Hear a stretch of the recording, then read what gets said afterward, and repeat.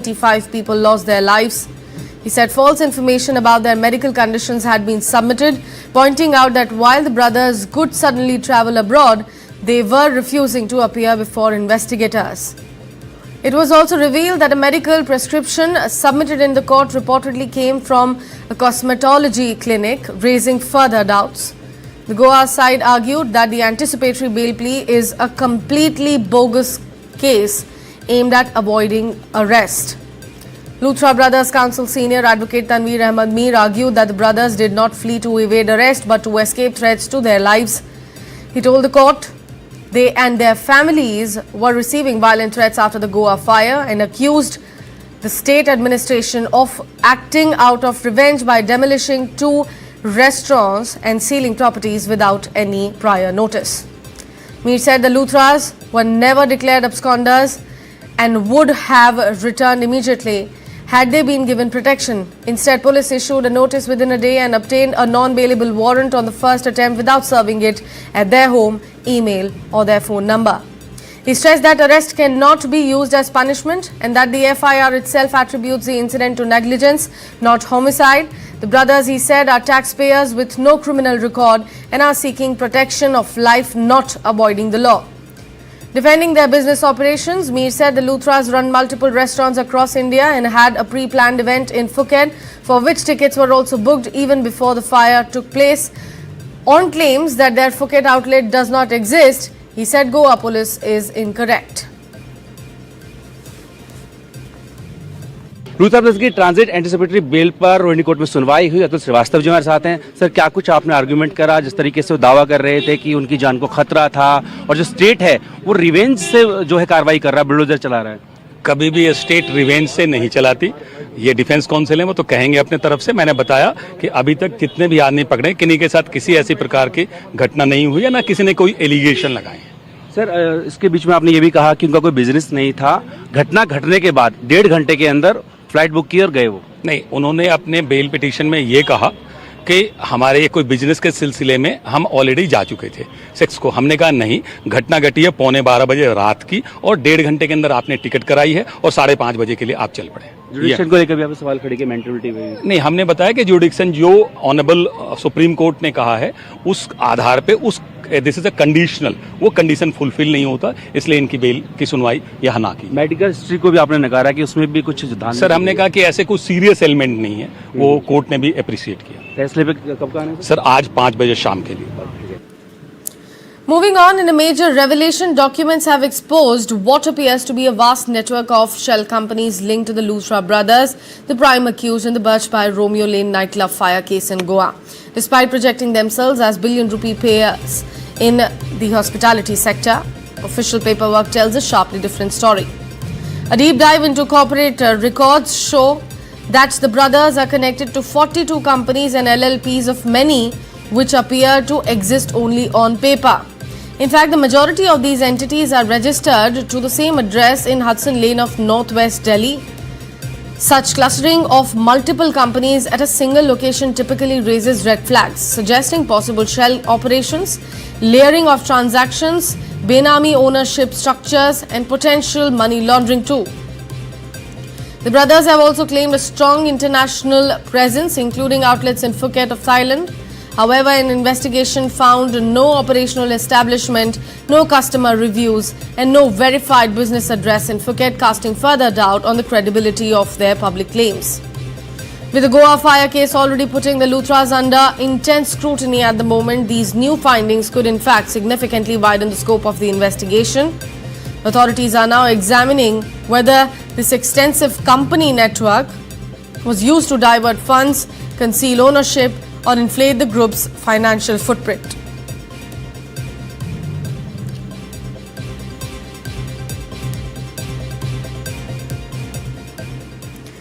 Heading down south to the state of Karnataka, in a major decision, the state's cabinet has approved the conduct of cricket matches at Bengaluru's Chinnaswamy Stadium. The Home Department has now been given the responsibility to grant permissions and oversee the process. The decision follows the recommendations of the Kunha report, which outlines safety and regulatory measures for large sporting events. The cabinet has also discussed the need for adequate security arrangements during the matches. The Home Department has been instructed to hold detailed discussions with the KSCA. Matches will be allowed under specific conditions and the government will direct KSCA to comply with all the guidelines issued by the Home Department. This comes as welcome news for the Bengaluru's cricket lovers who have been waiting for clarity on hosting matches at the iconic venue. It is important to note here that no marquee fixtures have been held at the Chinnaswamy Stadium since 11 people died in a stampede near the venue during Royal Challengers Bengaluru's IPL title celebrations back on June 4th.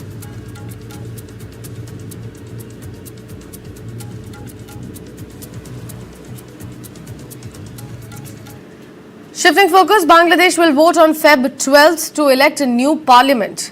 This is Bangladesh's first national election since a deadly student-led uprising forced the then Prime Minister Sheikh Hasina to flee to India last year. An interim administration led by Nobel laureate Muhammad Yunus has since governed the Muslim-majority South Asian country of 173 million people, but has been grappling with rising discontent over delays in promised reforms, fueling fresh protest and political division. A national referendum on implementing the so-called July Charter, a state reform plan drafted in the aftermath of the unrest, will also be held on the same day.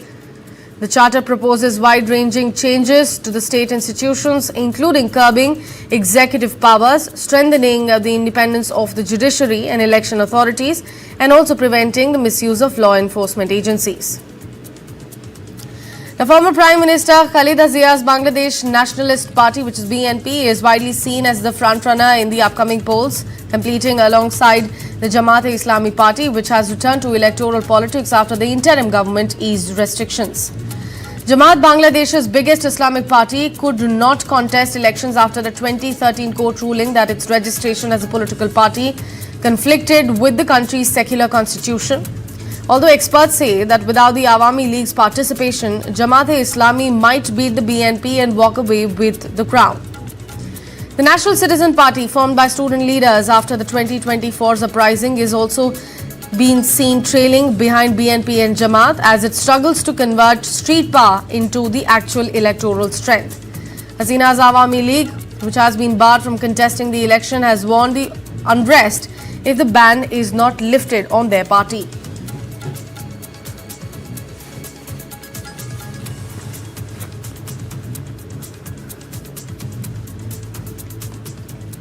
Moving on, Karnataka witnessed a massive protest in Belagavi where several farmer organizations gathered to press for a series of urgent demands. The protest, held near the Suvarna Vidhan Sauda, was led by Karnataka Rajya Raitha Sangha President Chunappa Pujari. Sugar Minister Shivanand Patil met the farmers at the protest site and listened to their grievances. The farmers demanded the implementation of the Swaminathan report, or revision of the fair and remunerative price of sugar cane to 9.5% and an additional 1,000 rupee each from both the state and central governments for sugar cane growers. They also urged the government to open purchase centres for all the crops including maize and millet. The protesters further demanded the installation of digital weighing machines in sugar factories, the appointment of commissioners and staff to the Sugar Commissioner's office in Belagavi. Sugarcane demands concerned, first and foremost thing, the Dr. Swaminathan Commission should be implemented.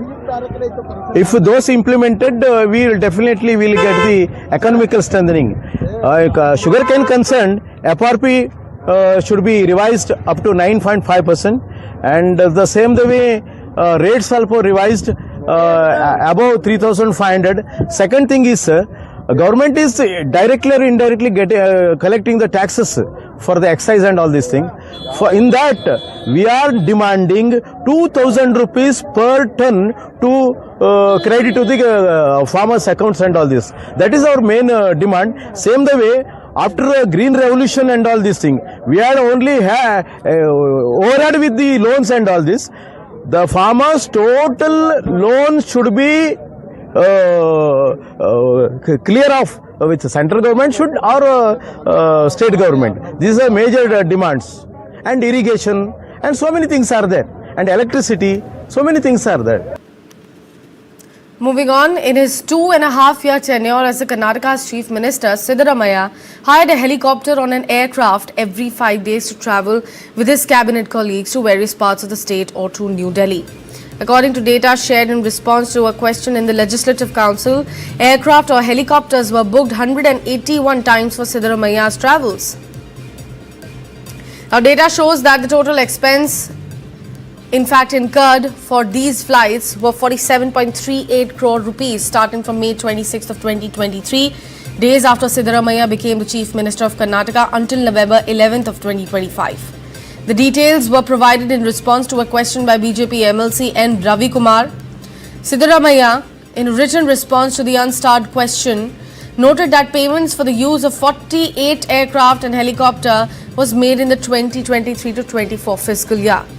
The cost incurred for the flight was 12.23 crore rupees.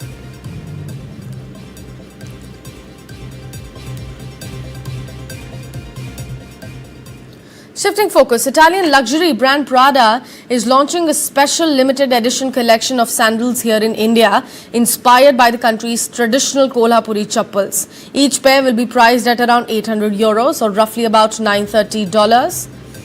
The company plans to produce 2,000 pairs in Maharashtra and Karnataka. The project is a collaboration with two state-backed leather development bodies, which is Lidcom and Lidcar, combining Indian craftsmanship with Italian design and technology. This move comes after Prada faced backlash 6 months ago. The brand had showcased sandals in Milan that strongly resembled the 12th century Kolhapuri style, sparking criticism from Indian artisans and politicians over cultural appropriation. Prada later acknowledged the influence and began discussions with the artisan groups. The new collaboration aims to spotlight India's leather heritage. Patelli says the goal is to quote-unquote increase awareness for these chappals. The collection will go on sale in February 2026 across 40 Prada stores worldwide and online as well. A 3-year-long partnership is also being set up to train local artisans, including skill programs here in India and opportunities for them to learn at Prada's academy there in Italy.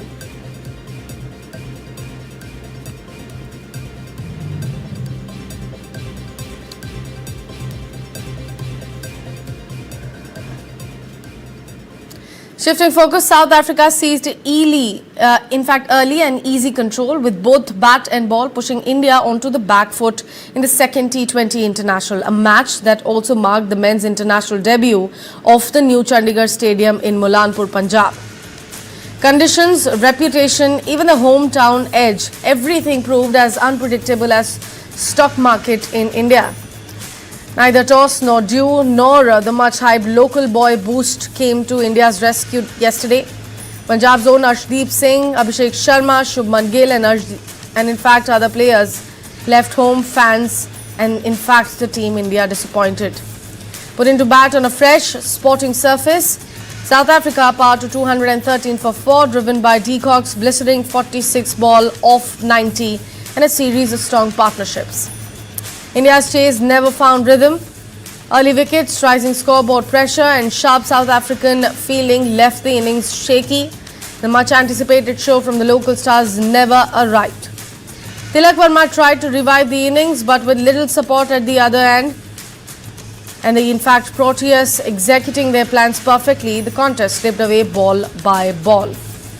India were eventually bowled out completely for 162, giving South Africa a commanding 51-run win and levelling the series up to 1-1. The night belonged to De Kock and Othniel Bartman, who claimed 4 wickets. A tough outing for India, of course, a statement win for the Proteas. And now both the teams head to a much colder Dharamshala for the crucial third T20 international in the series.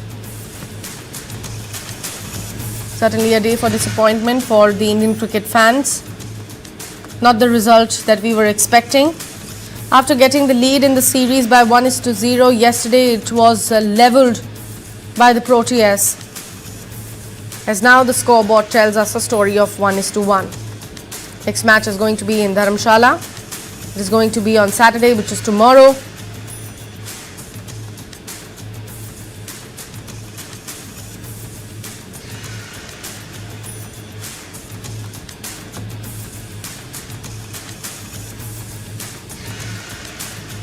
South Africa seizing early control with both the bat and ball. Amazing form on display yesterday.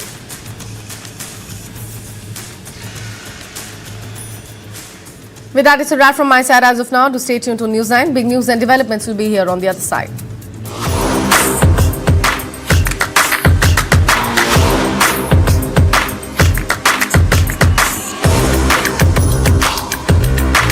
This is India's #1 news network, and you're watching News 9. English news as it should be. Why is West trying to fuel anti-Russia sentiments before Putin's visit? Why is India important in this narrative war? Which are the red lines for the Russia that the West has crossed? And what is the Indian role here? One of the biggest bilateral agendas of the President Vladimir Putin's state visit to India. Fighters are on the agenda, sources are saying. It is about 17 Mach of the terminal velocity. No one can shoot it down. Local production at HAL's Nashik facility that begins on December 4th is greater defense cooperation. Is it correct to say that the S-500 are a completely different ballgame? The Su-57 represents Russia's leap into 5th generation technology. They always give us the contemporary technology. Do you think that Zelensky really underestimated the Russian resolve? That Trump is not deeply invested in NATO? Do you think that if there's a peace deal, if something happens, if there's a breakthrough, what will be the future of NATO? Russians are always available to us in the context of the transfer of technology.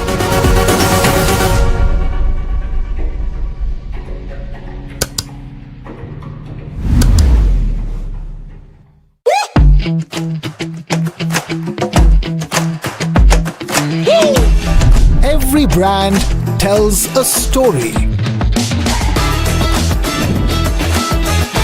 And they are the storytellers. The Sutradhars. They present a brand with band, baja and barat to you. They are the Brandwalas. Associate sponsor bank of Baroda से loan लेना एक master stroke है. Red Fort explosion. Let's get you all the updates. Following the blast, there is of course a South Indian connection of Dr. Rahim Shahid. Because this is news of national import that search operations are underway across the entire Al-Falah University campus. The blast killed 12 people. Prices, however, of Nandini ghee have been hiked. KMF has defended. Nandini is the brand. I've been getting a lot of queries on my phone. What's for the people of Karnataka? Okay, you can play tennis as much as you want to, but I'm the empire and I will say please. There is an eyeball to eyeball confrontation. Where is this going? What is the way out? The farmers, they can actually shake a nation. Both of you down because I can also shout Prashantji.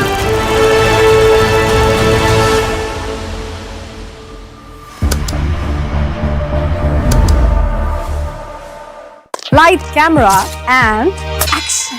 Kick back, relax, grab your favorite snack because News 9 is here with your weekend dose of entertainment. It's time to take a deeper dive into the buzzworthy happenings of the entertainment world. From celebrity gossips to exclusive conversations, from nostalgic moments to News 9's pick of the week. Don't worry, we've got you covered here. And I hope you've grabbed your popcorn by now because News 9's page 3 is here to serve you everything that we call entertainment. So do stay tuned every Saturday and Sunday, 2:30 p.m. Ever wondered what makes the night come alive? Where flavors, lights and laughter dance in harmony. When the sun sets, stories rise. Of kitchens, cocktails and charisma. What makes your city's night so happening? Let's find out. Good service, good food and a good location. You need to explore, you need to experiment. But they will never forget how they felt when they came to your restaurant. Being a chef, it's my priority to deliver taste in a plate with good presentation, unique innovation. My definition of mixology would be to get people drunk in a safe and happy way. Don't drink on the job, that's for sure. Mixology, you can play around with anything. You can create the stories, you can create the recipes. Let's cheers on that note with our friendship. Indulge in the finer things in life with Radico presents Lounge Nights. Discover the creme de la creme of India's culinary and nightlife scene. From trendy bars to exquisite restaurants, we've got you covered.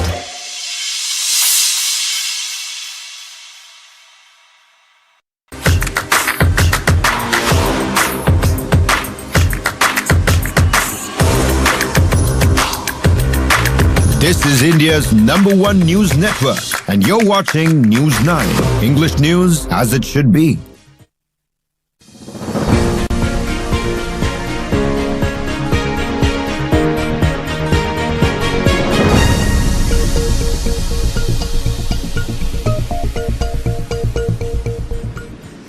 Hello and welcome again. You're watching News9 with me, Sakshi Singh Litoria. Let's take a look at the top headlines of the hour. Prime Minister Narendra Modi speaks to US President Donald Trump. Leaders discuss India-US's progress in the global strategic partnership. Prime Minister Modi says India and the US will continue to work together for global peace, stability and prosperity.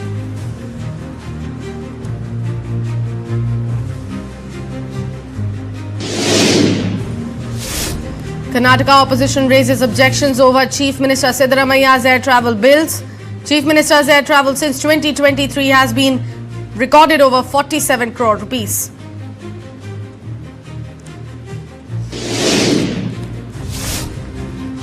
Supreme Court rules acid attack cases involving forced ingestion must be tried as attempt to murder.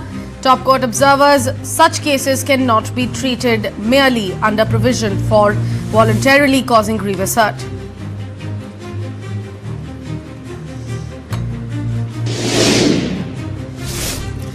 Goa Chief Minister Pramod Sawant promises strict action against Luthra brothers accused in nightclub fire case, says owners will be brought to Goa.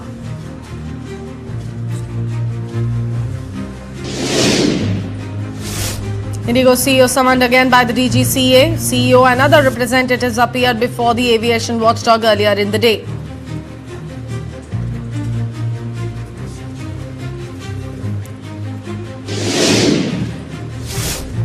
RSS Chief Mohan Bhagwat steps into Thiruparankundaram storm, says lamp lighting row can be resolved in Tamil Nadu through Hindu strength.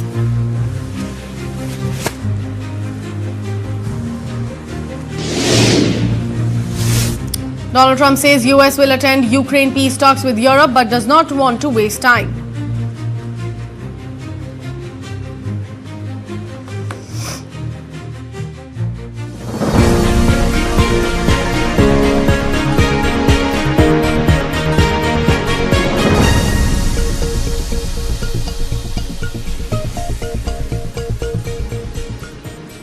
Let's bring you our top international headlines in this edition of Global Lens. US President Donald Trump on Thursday said that the United States will send a representative to participate in talks in Europe on Ukraine this weekend. However, White House said that Donald Trump will only do so if there's good chance of making progress on a ceasefire deal and is unwilling to engage just for the sake of meeting.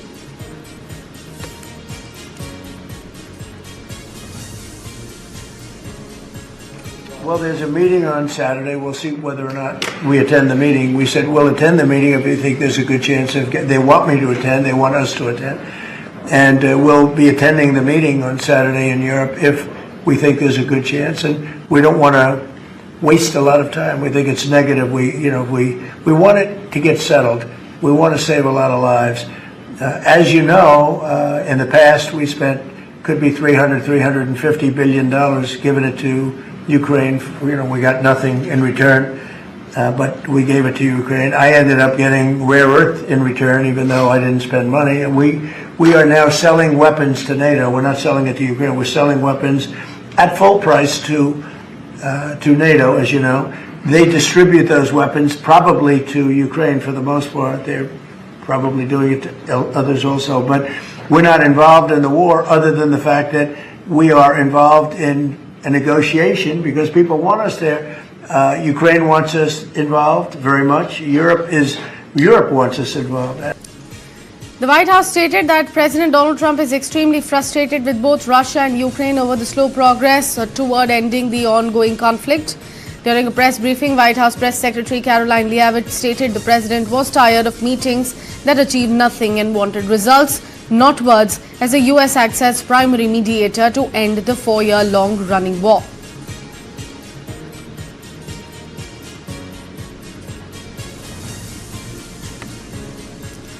Austria has reignited a major debate over religious freedom and children's rights. The country's lower house has now passed a fresh ban on Muslims' headscarves on girls under the age of 14 in schools. Now, the ruling coalition, backed by the far-right Freedom Party, insists the ban is meant to protect young girls from social and cultural pressure. Supporters argue that the headscarf sexualizes minors and is used to shield girls from the male gaze. They claim that this is about safeguarding freedom, not curbing it. But opponents, including the Greens, say the legislation is discriminatory, violates Austria's constitutional requirement of religious neutrality and specifically targets Muslims. This is not the first time Austria has tried to enforce such a rule.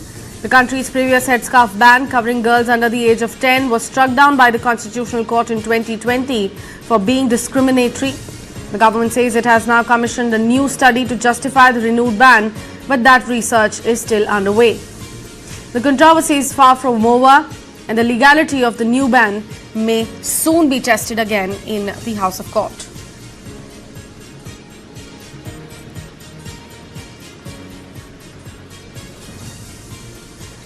Russian President Vladimir Putin held a phone call with Venezuelan President Nicolas Maduro on Thursday, during which he reiterated Russia's intention to carry out joint projects in the economy and energy sectors and express solidarity with Venezuela. The call, confirmed by the Kremlin, comes amid ongoing geopolitical tensions, including pressure from the United States on Caracas.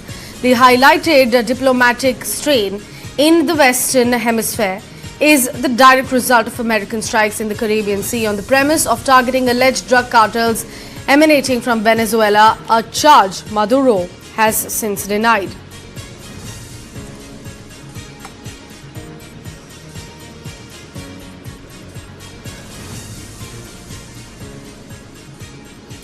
Nobel Peace Prize laureate and Venezuelan opposition leader Maria Corina Machado said she planned to take her award back to Venezuela, but declined to say on Thursday when she would return to her home country after leaving in great secrecy to receive this honor.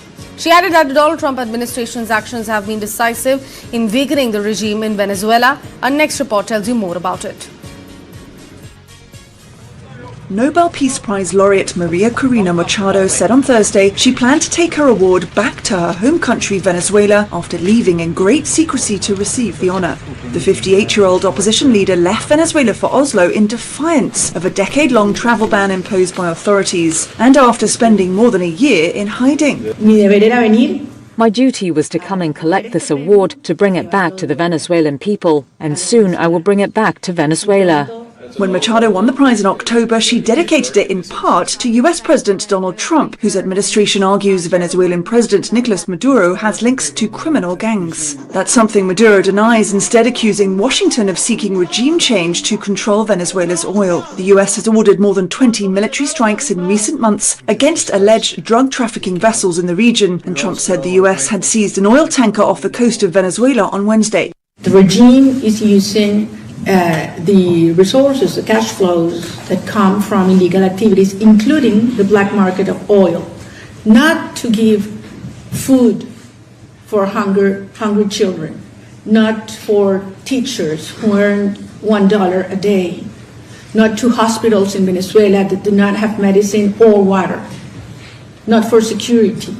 They use those resources to repress and persecute our people, to buy arms, to infiltrate the military or movements, to pay for those that commit crimes and repression, to maintain our friends and colleagues in prison.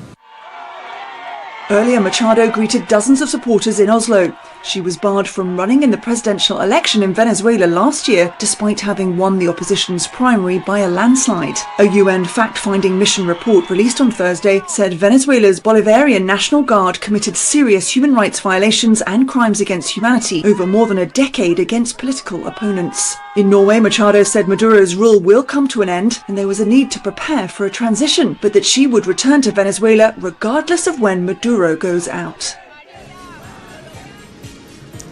A gas explosion set off a major fire in a Haywood neighborhood on Thursday. 6 people were taken to hospitals for injuries. Fire officials have said that. The incident happened around 9:30 a.m., just hours after a construction crew damaged a gas line. Dramatic footage captured showed a large excavator being used to dig in front of the home that exploded as a worker stood nearby. Within moments then, A massive explosion and flames blew out the walls and the roof of the home.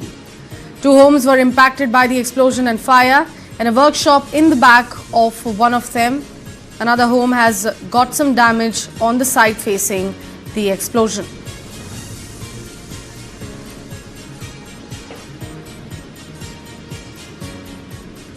Pakistan's former Inter-Services Intelligence, which is ISI's chief, Lieutenant General Faiz Hamid, he is now retired, has been sentenced to 14 years of rigorous imprisonment by a military court. The Inter-Services Public Relations has announced that news on Thursday. Dawn has also reported it. ISPR said the Field General Court Martial formally began proceedings against Faiz Hamid on August 12th last year under the Pakistan Army Act. The trial lasted for over 15 months and concluded with the court finding him guilty on all 4 charges. The sentence was promulgated on December 11th. The convict has a right of appeal at a relevant forum, ISPR said, as quoted by Dawn. It further stated that the involvement of convict in fomenting vested political agitation and instability in cohorts with political elements and in certain other matters is separately being dealt with.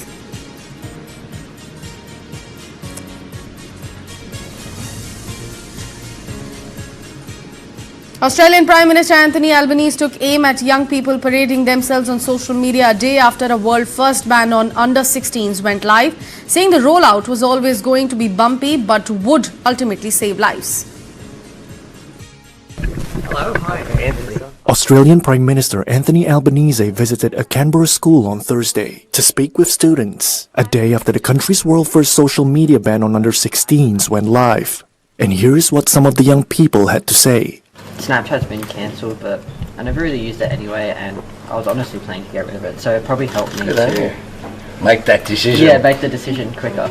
I personally think it'll bring closer friends together easier, because rather than talking about things that are happening online, things that are actually happening in their lives. Despite the optimism, cracks in the rollout showed quickly. Just a day after the ban began, social media feeds were flooded with posts from accounts claiming to belong to under-16s. One comment on the Prime Minister's own TikTok account read, quote, "I'm still here. Wait until I can vote." Albanese has hit back at those bragging about evading the ban, warning that such posts only help companies identify and remove them. Effective Wednesday, the landmark law forces platforms including TikTok, Instagram, YouTube to ban under-16s or risk fines of up to $33 million. The move sparked strong reactions around the world. U.S. Republican Senator Josh Hawley praised it, while countries like France, Denmark, and Malaysia have signaled they may follow suit. But criticism was swift too. Meta and UNICEF cautioned over the ban, warning the law could push teens to less regulated parts of the internet.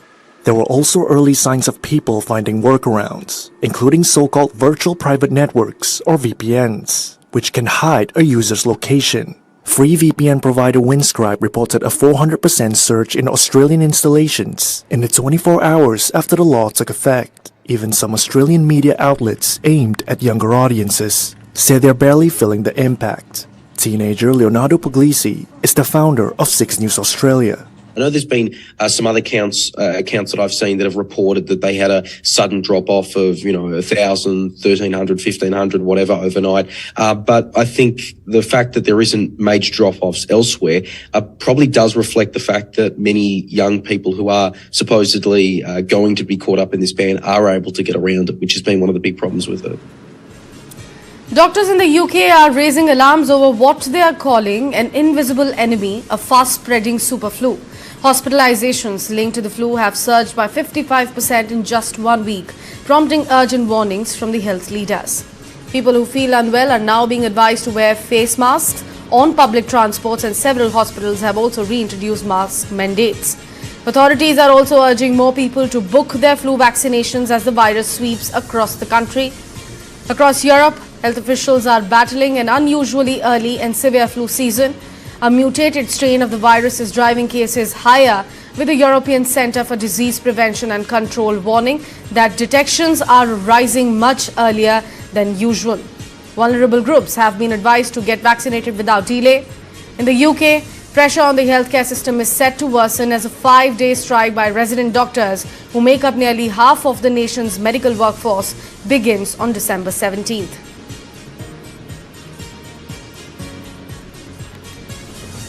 A big crisis in UK. As we are speaking of a strike by the resident doctors and the raising alarms over what the doctors in UK have been calling an invisible enemy, which is also spreading at a fast pace. It's a flu, a mutated one. The hospitalizations linked to this particular flu have also surged by 55% in just 1 week.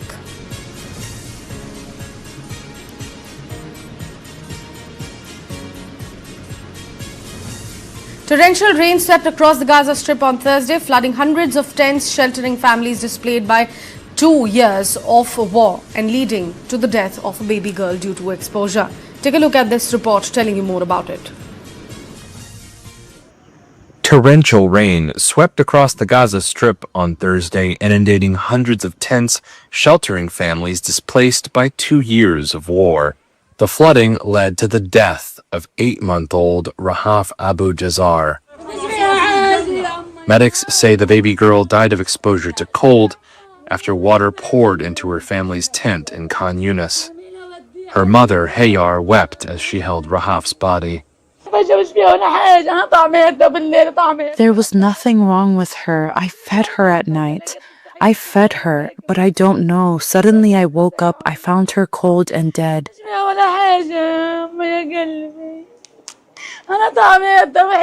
There was nothing wrong with her. Oh, my heart, I swear to God, I fed her during the night. There was nothing wrong with her. Oh, the fire in my heart, the fire in my heart. Oh, my life. Gaza's Civil Defense Service said most of the tent encampments across the enclave were flooded, and it received more than 2,500 calls for help. While a ceasefire has broadly held since October, the war destroyed much of Gaza's infrastructure. Municipal and civil defense officials say they couldn't cope with the storm because of fuel shortages and damage to equipment. They say Israel destroyed hundreds of vehicles used to pump water during the war. After the storm, some tried to clear out water and mud with shovels. Mohammed Abd El-Al said her shelter collapsed. She asks how her children, one with asthma and one who gets seizures, would be able to sleep. A UN report before the storm said 761 displacement sites hosting about 850,000 people were at high risk of flooding, and thousands of people had moved in anticipation of the heavy rain. UN and Palestinian officials say at least 300,000 new tents are urgently needed for the roughly 1.5 million people still displaced. Gazans have resorted to ripping out iron rods from the debris of bombed houses and using them to prop up tents or to sell for a few dollars. One called the crypto mogul, Do Kwon, has been sentenced to 15 years in prison for what a federal judge described as an epic generational fraud. Prosecutors said he misled investors by claiming the Terra ecosystem was stable and safe while secretly propping it up with cash infusions. Victims told the court that the 34-year-old entrepreneur had weaponized their trust, convincing them their money was secure when it was actually not. Judge Louis Engelmeyer told Kwon that your offense caused real people to lose $40 billion in real money, not some paper loss. He described the scheme as a fraud of epic generational scale, adding that Kwon had an almost mystical hold over investors that led to severe human and financial damage. Kwon is the founder of the Terra and Luna cryptocurrencies, whose dramatic collapse in May 2022 wiped out an estimated $40 billion in investor funds. Kwon, a Stanford graduate once dubbed the cryptocurrency king, apologized in court. He had also pleaded guilty in August to federal fraud charges related to the collapse of Terraform Labs, the Singapore-based company the co-founded in 2018.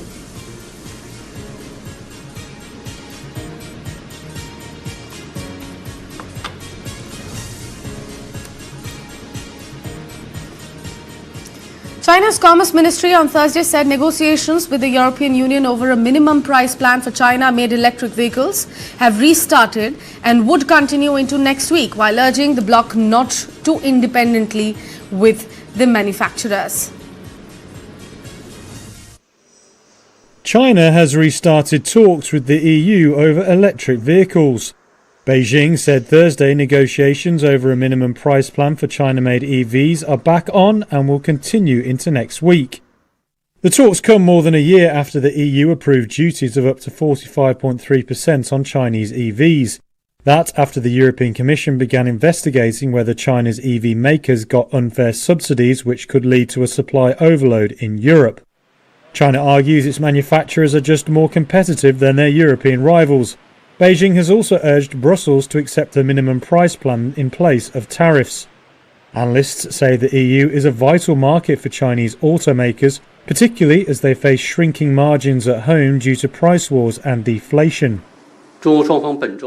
China's Commerce Ministry spokesperson He Yadong said China welcomed the EU's renewed commitment to restarting price negotiations. However, the Commission has previously said it believes a single minimum price wouldn't be enough to counter injury caused by subsidies. Time magazine named the architects of artificial intelligence its Person of the Year on Thursday, citing their ability to deliver the age of thinking machines with transformative technology. Speaking to Reuters, AI researcher Fabian Stephanie from the University of Oxford commended Time's decision to laud the developers' involvement in AI's evolution, but said the human aspect should go even further than that. AI is not a person. AI wouldn't exist without people, but I still advocate for including more humans into this than just those big tech names or big names from the machine learning industry. It needs a lot of work to build this technology. It needs a lot of work to create the data that is fed into this technology. There are millions of people working around the world, and I think what people should generally remember is that there is no technological revolution without humans. Because it's us creating, maintaining, and governing this technology. So ultimately, the decision on where this ride is going to go is up to us. Scientists in the UK have poured cold water on a long-standing myth that people of African, Caribbean and Asian heritage cannot float because of heavy bones. Take a look at our next report telling you more about it. Scientists in the UK say new research undermines a popular belief that people of African, Caribbean and Asian heritage have heavier bones, making it harder for them to float in water. The research was led by the Black Swimming Association and carried out at the University of Portsmouth. Established 5 years ago, the association aimed to dispel this widely believed myth. Sarah Jones from the BSA says it's unclear where the myth first originated. Now, we thought if we could put this myth, which over time felt more like a belief to science, and prove that this is not the case, we could actually remove an obstacle that exists between black and brown communities who feel disengaged with swimming and aquatics. And not just the aquatic sector, but we could also change their relationship with the water. Dr. Heather Massey from the University of Portsmouth says on average people of black heritage do have a higher bone mineral density. So, this may be where the myth is or perpetuates that myth, but we've proven with this research that even individuals with higher bone mineral density are able to float successfully in water. Statistics show black children in England are 3 times more likely to drown than white children. We know that 96% of adults in England do not swim regularly. We know that water safety isn't prioritised in schools, in local swimming clubs, and in after-school programmes either. So when we're looking at the broader picture of things, black and Asian communities face a higher risk of drowning. The study found with proper instructions, 90% of participants could float successfully for 2 minutes.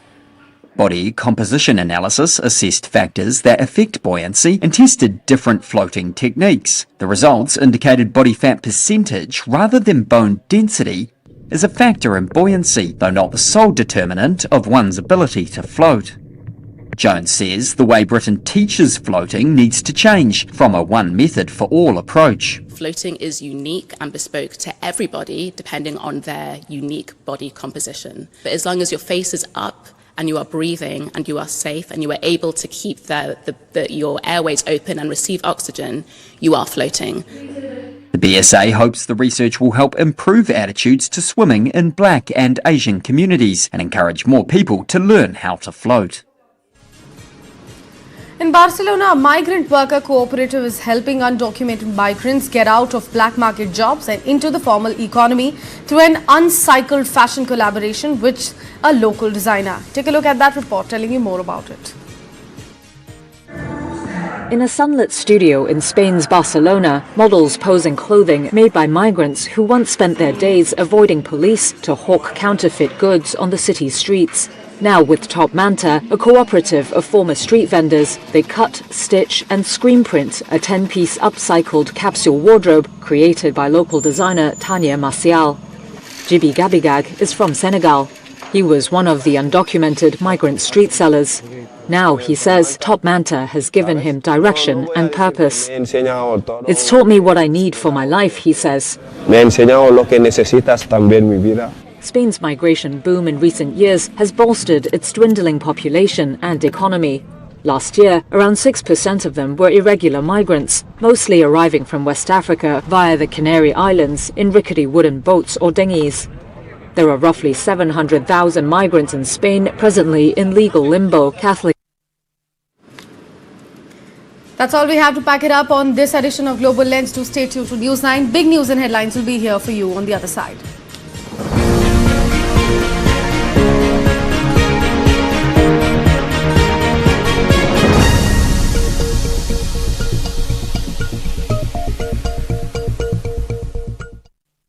Associate sponsor bank of Baroda से loan लेना एक master stroke है.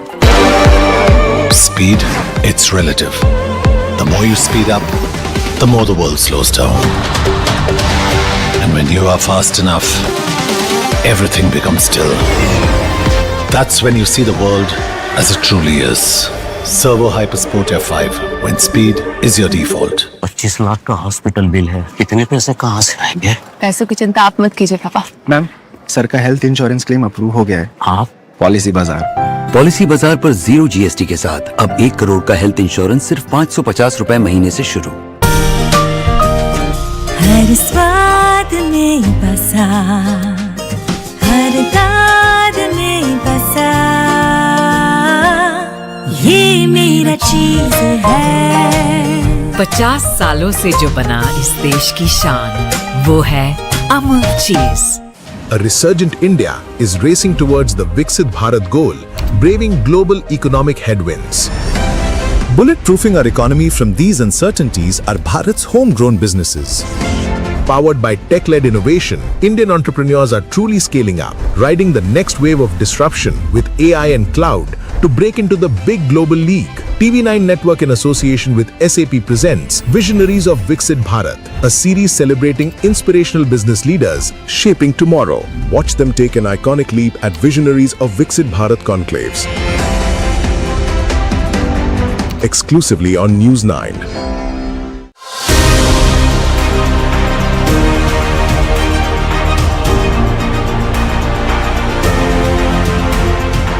Our very first Business and Economy Literature Fest 2025 on the 20th and 21st of December at Taj Talkutir, Kolkata. Presented by EIILM Kolkata. Associate sponsor Bama Lorry, Mukhorochuk, Alliance Broadband and Priyagopal Bishoi.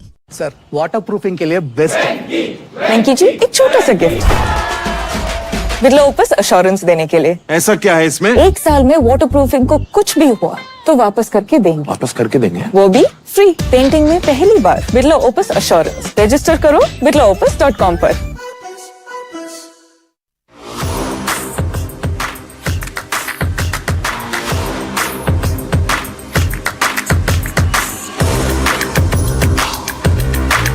This is India's #1 news network, and you're watching News9, English news as it should be.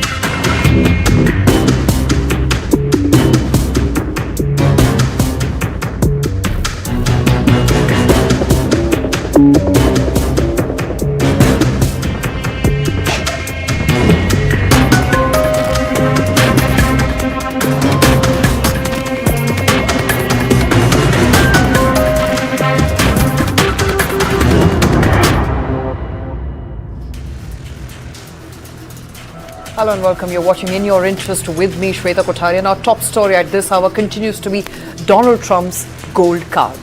Tonight, we're talking about a story that has left millions of Indians asking one simple question. Has the American dream just been sold to the highest bidder? On 10th of December, US President Donald Trump officially launched the Trump Gold Card. You heard that right. The emperor's name and image is on the card. For $1 million, you can now buy your way into permanent US residency. No job creation required, no years of waiting, just write a check and you're in. Critics say that it is akin to putting a for sale sign on the American borders. While the ultra-rich are being rolled out a red carpet, skilled professionals and families are finding the door slammed shut. And this isn't just a proposal anymore, it's a policy. After an initial announcement from the Oval Office in February this year, an executive order in September, the program officially went live yesterday. The administration has been clear about the goal, stating that selling just 200,000 of these cards could raise up to $1 trillion for national debt reduction. The demand is already there, with waitlist hitting 70,000 people back in June. And let's start with what this gold card actually is. It's simple. You can pay $1 million as a non-refundable gift to the US government. You pay another $15,000 as a processing fee, and in return, you get permanent residency. Businesses can sponsor their star employees for about $2 million plus the $15,000 hit. And hovering on the horizon, the platinum card is at $5 million, which promises 270 tax-free days in the US on foreign earnings. Your spouse and your children under 20 and 21 can join you, but they each have to also pay the same amount. So for a family of 4, you're looking at over $4 million. Excitingly for me and for the country, we've just launched the Trump Gold Card. It was about 30 minutes from now. The site goes up and all funds go to the United States government. It could be a tremendous amount of money. It'll also be able to have people like this keep, as an example, just one example, there are a lot of examples, people just buying them. It's somewhat like a green card, but with big advantages over a green card. But this is not a new wealth lane. It comes at a heavy cost to the traditional immigration system. The H-1B visa fee have shot up from $200,000 to $500,000 to $100,000 now, and that's a massive jump. Social media checks are now mandatory for all H-1B and H-4 visa applicants. Travel bans now blanket almost 19 countries, and more are likely to queue up. And family separations have been put in effect for deportations as well. Green cards rely on skills, family or jobs, and can take up to 12 to 15 years or more, especially with backlogs. EB-5 needed $800,000 to $1 million invested, with 10 jobs created, and funds could return. But gold card demand is a pure gift, with no jobs or refunds needed, just fast processing and a 5-year citizenship path. So here's the reality. If you are an Indian software engineer who's been in America for more than 15 years on an H-1B visa waiting for your green card, you're now facing higher fee, tougher scrutiny, and no clear path forward. But if you're a billionaire from anywhere in the world, you can skip the entire system for $1 million. The rules for what qualifies as a specialty occupation have now become stricter, heading to more denials. And there's been no relief for the employment-based green card backlog. The big question that we're asking tonight, will the gold card squeeze out jobs and slots for employment based on green cards? And does it kill the American dream for skilled workers and students from India? But more important, is US immigration now just pay to play for the ultra-rich? Joining us on the show is Ravi Lothumala, immigrant expert, live from Dallas, Texas in the United States. Also with us is Ravindra, who's also a spokesperson for the Republican Party. He's also live from US right now. Ambassador Prabhu Dayal is also with us. He's an author and former Indian diplomat. Ambassador Dayal, I want to come to you first, sir. From a US administration point of view, how do one justify moving away from, an investment and job creation model to now a pay for green card and a pay for gold card model? Well, you know, the newly launched US Gold Card program has created fears among traditional green card aspirants, particularly those from countries with long backlogs like India, because it is seen as a system that prioritizes wealthy individuals over existing applicants and potentially undermines or replaces traditional merit-based immigration pathways. Now, the Gold Card program is designed as an alternative, expedited pathway to permanent residency for wealthy investors. So, what this process will do is enrich the treasury. These people who will come on gold cards will not be competing for the jobs with green card applicants.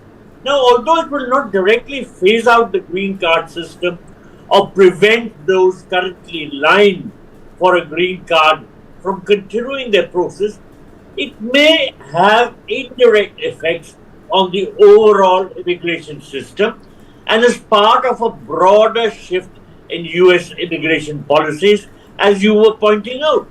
Now, the Gold Card program does not immediately cancel or disqualify existing green card applications. Lawful residents and applicants in the queue remain secure, provided they stay compliant with immigration laws. However, a new focus on wealth-based programs might lead to fewer resources being available for traditional family or employment-based channels, which could slow down processing times for some applicants. So this could create a two-tiered system that favors the rich while making entry harder for low and middle income immigrants. So in other words, the launch of the Gold Card coincides with the US administration's other strict immigration crackdowns, including the rapid deportations, higher H-1B fees, and a pause on application from certain countries. All right. Thank you for setting that in motion. Nirmal Abraham, political analyst and also a US expert, is also with us on the show. I want to come to you, Ravindra Gadampalli. He is also a spokesperson for the Republican Party. Ravindra, how are you justifying the gold card, given that many are looking at it today as cash for passport, given that there will be checks and balances that the federal agency will carry out as far as those who are applying for gold card is concerned? But you know, how does it really differ from the checks and balances that you had in place for a green card? And so clearly today, if I'm an Indian who's living in the US, the policies, the systems are favoring me only if I have money and if I have more cash in hand. Yeah, good evening everyone. The main reason for this gold card for the Trump administration, see, the country is running under the influence of under the Democrat policy. The country was completely ruined, and it was the national debts was increased, and illegal immigrants was increased in the country. And the Trump administration realizes that most of the money which they spend, Democrat government spent, is on healthcare, which is completely for illegal immigrants' healthcare. Okay, that way the administration. But that still doesn't answer my question, sir. Yes. Yeah, administration realized that the money poured on where, and money has to bring from the where. Okay, based on the $36 trillion debt is there. So we have to recover some of the debts during the administration of Trump administration. So the advisors has gave him an indication that the recovery should get from the wealthy immigrants. So they wanted to attract the people all over the world, whoever is interested to come to the dream of America and invest in America. So for them, we need to create a path to do the business. If in case, if you don't have a wealthy immigrants should not come into the country and they cannot able to invest in the country, then other countries will attract the wealthy people. So America came forward and attracting the wealthy people to come here and to do the business as an American citizen does.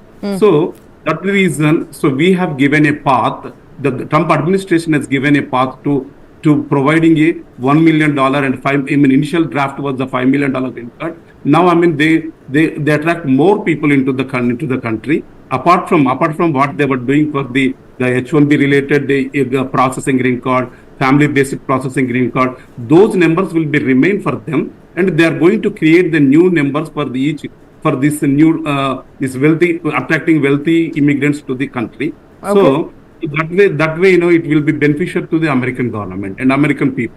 All right. So well, clearly beneficial to the American government for sure. I think I agree with that. But Nirmal Ibrahim, how about Indians who have the American dream today? And as I was quoting early on, I mean, somebody who's been living in the US hoping to get a green card is continued to face backlogs and delays, and today if they have the money, they can expedite getting that green card, or the gold card rather, but green card will still take its own time. Nirmal Ibrahim. Well, it is true. From an Indian's perspective, you are right. We might feel that it's unfair that if you have 8.5 crore rupees, you can directly purchase citizenship in a country that is otherwise very difficult to get into immigration-wise. But from an American perspective, I think it is good for the government. And I also think that if you look at history of all the countries that have introduced gold cards, like Portugal or Spain or Austria or even Singapore, they've all been able to generate jobs as well as generate investment. So Trump is right in that regard. And also green cards, I would say, it's only a temporary thing. I think a lot of people are disappointed by the way things are going for Indians at the moment. But as soon as, because immigration laws are not decided usually by the president, it will be or can be changed if Congress, the majority in the Congress changes. So let's wait for 2026 November. If things change and if Democrats outnumber Republicans in the Congress, we might change it. We might find a difference. Or in 2028, if Trump is removed from office and someone else gets in from the Democratic Party, things could change. So green card, H1B visa, that's a different story. But this, for the American citizen, for the American government, it is good because the people who are capable of spending 9 crore Indian rupees or $1 million US will pretty much be buying a house there, maybe building a business there. And his average spending or her average spending would be way higher than the average American, which means more tax revenue for the American government. So from an American perspective, purely from the government's perspective, I think it's a very good scheme. And I don't think 1 million is a higher amount, because if you compare some of the other countries, Singapore, the entry requirement is close to $7 million US. Even New Zealand, a smaller country that we often not even talk about, has an investment requirement of 3 million. Austria has close to 10 million. So compared to that, the US gold visa requirement is pretty low and the benefits are high. But for Indians, for skilled employees, not just Indians, any skilled employee, it might feel a little unfair.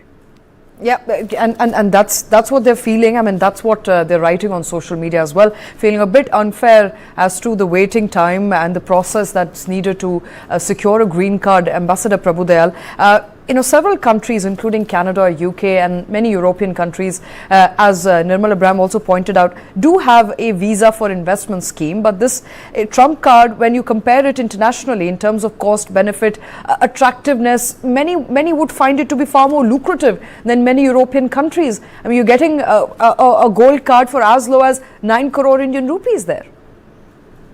Well, certainly, the gold card scheme is intended to attract investments into America through the residency route. Every country has the right to decide its immigration-related programs and its investment-related programs. And if the Trump administration has brought in place the gold card scheme, I think they are fully entitled to do so. How many people would be applying for gold card visas as compared to green cards?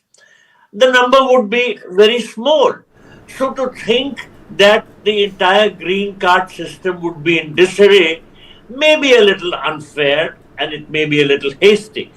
For some time, for sure, there may be an increase in the backlogs because the human resources which are required for processing will be diverted towards the gold cards if there are applicants. Okay. But, and this is a fundamental but, things will ease out and the green card processing should continue as normal. However, there is a definite change in the policy of the Trump administration in the sense that it has shown itself to be less willing to have immigrant workers. They have imposed high H1B visa fees, and that is an indication that they want to keep foreigners out to the extent possible because Trump's policy is America first. And he wants to make sure that Americans who want placements in positions where they want to, work and are skilled enough, then they are not elbowed out by immigrants. So in other words, the gold card scheme will bring in money into the treasury, but I don't think that green card applicants need be too worried about their own prospect in the longer term because of the gold card scheme only. All right. So, given that, Nirmal Abraham, given that, the gold card essentially replaces the project-linked EB5 investments that mandated at least 10 jobs to be created if one were to come through that route, ensuring that there's more money flowing into treasuries, does that necessarily mean that America will prosper? Given that, there is no investment being made essentially in the US?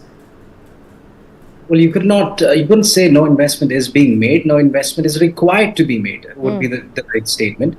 But if you generally think from a perspective of an HNI, high net worth individuals, they're usually either linked to real estate or investments or business. So these people, when they step into another country, they would pursue what they pursued in their home country, which is either a business or getting into real estate or investments. All three are lucrative for the government. That's one, because let's say, take for example, if a person builds a company there or invests in a project, that money flows into the economy. And the HNI and his employees, for that matter, when they purchase, that also goes back to the economy as tax revenue. So I don't think it's, the requirement is out. As you rightly said, EB5 had a requirement of creating at least 10 US jobs. This does not have a requirement. But we will have to wait and see. I mean, because at the moment, Trump's officials have said that this is not replacing any of the present visas. This is just a new visa. We'll have to wait and see. But if that is even if that is the case, I think investments will be made because HNIs are expected to make investments in companies and start businesses. So yeah, I mean, I don't think that will be an issue for the American economy. Okay, but there's no requirement. The expectation is that, those HNIs who do end up going for gold card would, voluntarily make those investments. There is no restriction there to make an investment. So let me take this question, from Ravindra Godampalli. Ravindra, the fact that, the program is essentially based on financial contribution, devoid of merit, devoid of skill, how are, your MAGA cadres going to see it going forward? Because not many people have been happy when, Trump first spoke about need for more skilled labor into the US. So that pitch hasn't gone down very well with MAGA supporter base. How are they going to look at this gold card? What are you reading? What are the initial reactions coming in? You mean to say that the MAGA's perspective? Yes. Yeah, MAGAs definitely, we're always seeing in the social media, even if I try to say something, MAGAs will always react that, all immigrants go out and all immigrants. That is their slogan. But government perspective is different, administrative perspective is different. MAGA is people say something, but government has to run with the money. Without the money, government will not run. With this treasure, we need to fulfill the needs of the America. If we wanted to make America first, definitely need money. So when we are looking at the EB5 program, EB5 program will not bring any money to the treasury. Our H1B is H1 through the H1B, EB2, EB1 is bringing the talent into the country. So definitely the Trump administration is parallel is going. One side, they are bringing the talent into the nation. The other side is, to fulfill the treasury, which they are spending it. So the way Trump administration is focused, one side what they promised is bringing down in the national debts. So one side bringing the business into the country, in the manufacturing industries into the country. So these things if we wanted to fulfill it, definitely we have to bring the talent, we have to bring the wealthy people. So as other panelists said, so all other countries in the world, developing countries or developed countries, how they are giving the residences by taking the money into their treasury. Okay, the same rule is applying. Their same rule is following the Trump administration to bring the wealthy immigrants. So that way the treasury will be, national debts will be reduced. Okay. Definitely MAGA will not accept anybody because their fundamentals are always like that. So we don't, sometimes we don't care about what MAGA people says. Are you sure you want to say that on the national television? You don't care about what MAGA has to say? See, the checks and balances will be there. So Okay. people say that, this country is built with the immigrants, not with the, if you say that one thing is only one required, he says that it cannot be possible at all. I'm glad you said that. I know that, but I'm not sure the core voter base of Donald Trump knows that. But anyway, moving back to the future of immigration policy in the US, Ambassador Dayal, with this shift, how does the future of immigration policy looks like to you? You talked about this two-tier structure that has been created. Do you think this two-tier structure is here to stay, with the wealthy immigrants now finding favors with the government, at least in the interim, in the next 1 or 2 years, up until perhaps November next year? The Trump administration has displayed that its immigration-related policies are going to be tough. There are no two ways to judge the situation. However, the gold visa will not impact the situation as regards green card applicants beyond a minimal extent. There was earlier the EB-5 investor visa program to which you referred, and that required job creation. So earlier too, investors were being brought into America or encouraged to come in through these sort of the programs, the EB-5. And what the administration has done is to make things simpler. The gold card requires no job creation, but it only requires a direct financial contribution to the US Treasury. It's perhaps more expensive, but simpler in terms of requirements. However, as I mentioned earlier, there are other impediments which may be faced by H-1B visa holders, their families. For instance, many families, according to media reports, are stranded in India due to a new US Department of State policy mandating social media screening. Now, this has led to mass cancellations and rescheduling of visa appointments, pushing many into 2026, jeopardizing jobs and disrupting family life. So that is the sort of problem which normal visa applicants, particularly those applying for H-1B visas or even green card applicants, will face. Not any sort of new challenge on account of the gold visa program. All right. Nirmala Bram, are applicants going to face the same challenges vis-a-vis their social media, their policy stance, whether they support Israel or whether they're supporters of Palestine, and that could decide the fate, or whether they're going to get a US visa or not? For a family of, let's say, 4 people looking to move into US in next 5 to 10 years, what should be their strategy? Should it be, the EB-5 route? Or should they now look at, if they have enough money, look at a gold card route, which could be more politically driven, may be sustainable, may not be sustainable? I think vetting will be done in both the cases. As you rightly said, if you're a supporter or if you're against Israel, you might not end up getting even the gold card. You might end up losing your processing fee. That's true. But in terms of what to plan for the next 10 years, I would say wait for at least 11 months, because you'll see in November what the trend is and whether Trump will remain in office or not. And the reason I'm saying that is because there was 2 months back, you must have noticed a headline that said Trump has essentially reversed all the executive orders of Joe Biden. And this happens in all presidencies. This was not passed by the Congress. It was actually an executive order of Donald Trump, which is expected to change immediately when the next president comes in, especially if it's a Democrat. So, things could change in that regard. Even H-1B visa, remember in 2017, Trump brought restrictions. He lifted those restrictions a year later. So you never know how things are going to change with Trump. But if Trump is out of the office or Republicans are out of the office, then yes, things will look different for H-1B as well as EB-1, 2, and 5 visas. And the other thing that I need to add is, I think gold card, the shape and the layout might change, but it might remain if it's successful, even if it's Kamala Harris who comes in next. The reason is, there's one thing that the US official said: green card holders take jobs. Gold card holders make jobs. Okay. So that essentially is the principle. That's right. It will remain, is what I think. Okay, that's an interesting analogy. Before I let you all go, Ravindra Gadampalli, a lot of people are looking at this move as cash for passport, style program, and that's the criticism that the US government, the US administration is also facing. How do you respond to these people? See, people will definitely say, cash for passport or cash for the green card. It is cash for gold card, isn't it? It's definitely, we are not running out of it. The slogan, whatever it goes on, cash for it, we need cash for the government. No matter what it is, we need cash for the America. Okay, so cash is flowing out. We need to get the cash inside too. Based on tariffs, what we are talking today, based on immigration, what we are talking today, we are spending a lot of money to send the illegal immigrants out of the country. And this other way, we have to get the money from immigrants. Okay, that is what the treasury will look. Treasury will always look for where the money goes out. The money comes out from, we have to get the money to the treasury from there itself.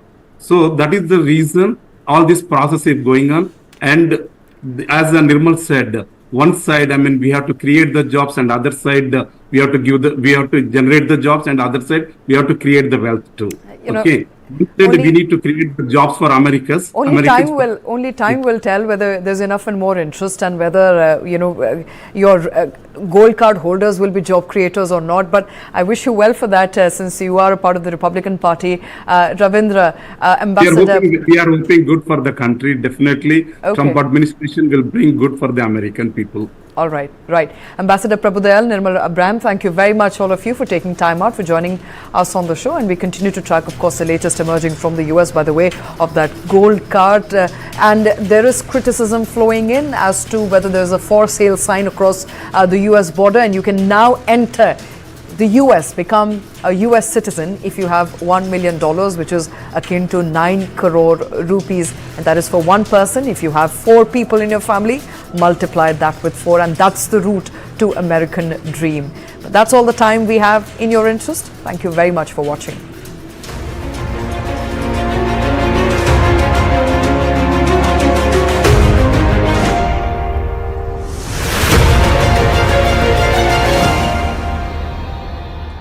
Associate sponsor bank of Baroda से loan लेना एक master stroke है। Our honorary speaker, Devina Mehra, founder, chairperson and managing director at First Global, and counted amongst Fortune list of 50 most powerful women.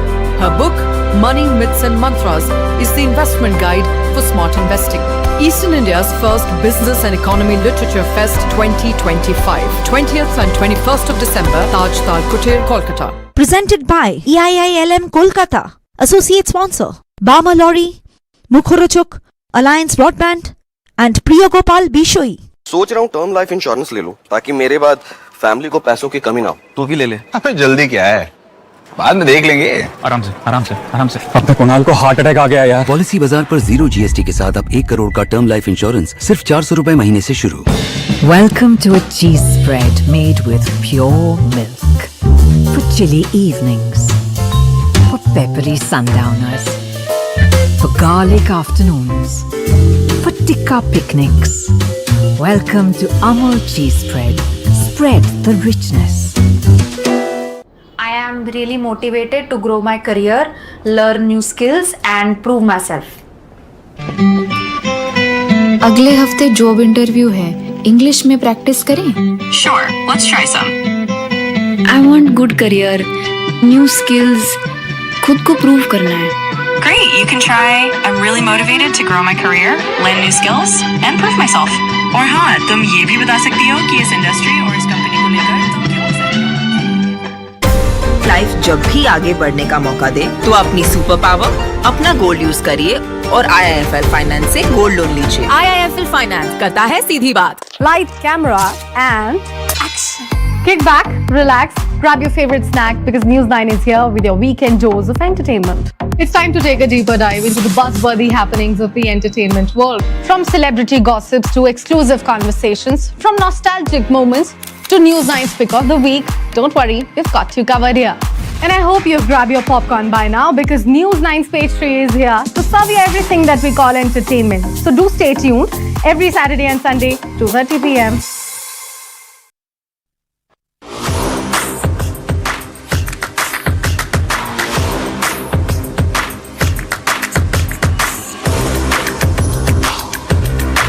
This is India's #1 news network, and you're watching News9, English news as it should be.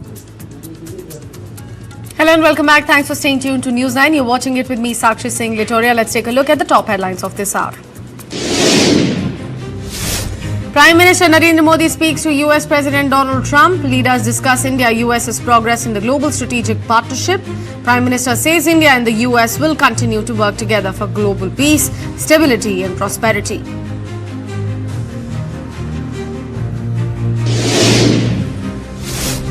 Delhi government officially notifies Delhi school education to curb arbitrary private school fee.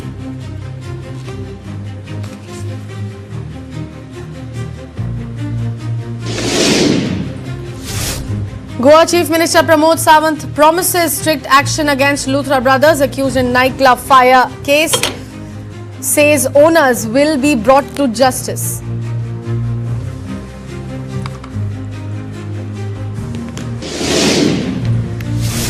Indigo CEO summoned again by DGCA. CEO and other representatives appeared before the aviation watchdog earlier in the day.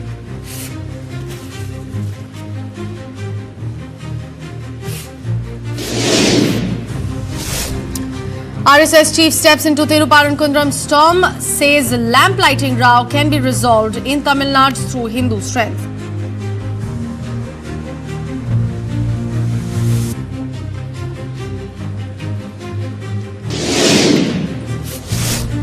Donald Trump says US will attend Ukraine peace talks with Europe but does not want to waste any more time.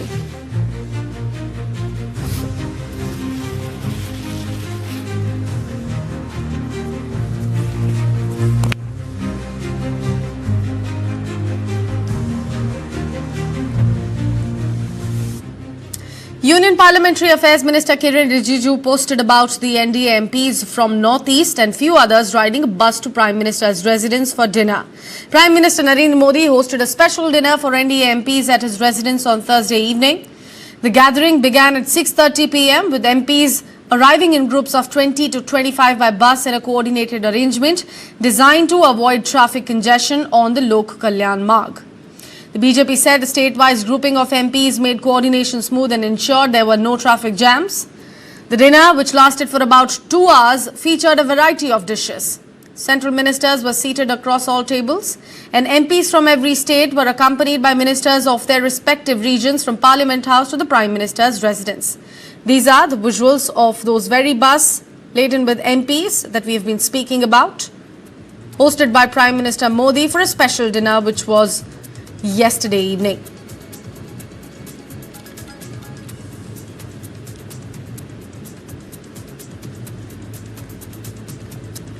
These visuals have been posted by Union Parliamentary Affairs Minister Kiren Rijiju, telling us about the event which was there at Prime Minister Modi's official residence yesterday evening. NDA MPs from Northeast and few others riding a bus to Prime Minister's residence for a special dinner. They were hosted by a Prime Minister on Thursday evening. The gathering began at 6:30 p.m. with MPs arriving in the group of 20 to 25 by this bus in a coordinated arrangement.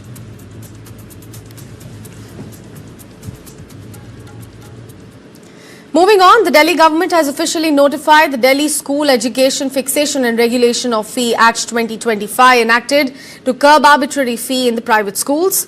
Lieutenant Governor V.K. Saxena issued the Gazette notification. More than 1,500 private unaided schools in Delhi are now covered by this particular law. A school level committee will also be formed. The committee will approve the school's fee structure every 3 years. Schools will be required to submit audited financial statements when submitting a fee increase proposal. Now let's take a look into the role of the district and revision committees here. So the district committee will be formed by July 15th of each year. All the cases must be resolved by July 30th.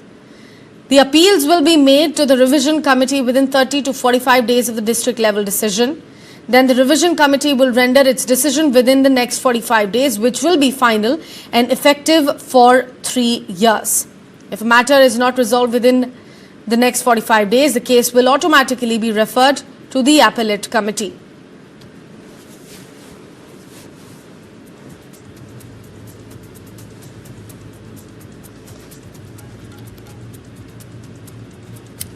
So now the school fee, specifically for the private schools here in the national capital, is going to be regulated with the intervention of Delhi government, which has officially now notified the Delhi School Education Fixation and Regulation of Fee Act 2025 to be enacted to curb arbitrary fee in private schools. Remember, LGV-K Saxena issued this Gazette notification earlier. And now more than 1,500 private unaided schools here in the national capital are going to be covered by this particular law. A massive crackdown on private school fee. Remember, there were several complaints by many parents regarding the hike in the school fee and how frequently it's changed over the years. To bring all of that into control and to hear the grievances of the parents, this particular law has been brought into the picture.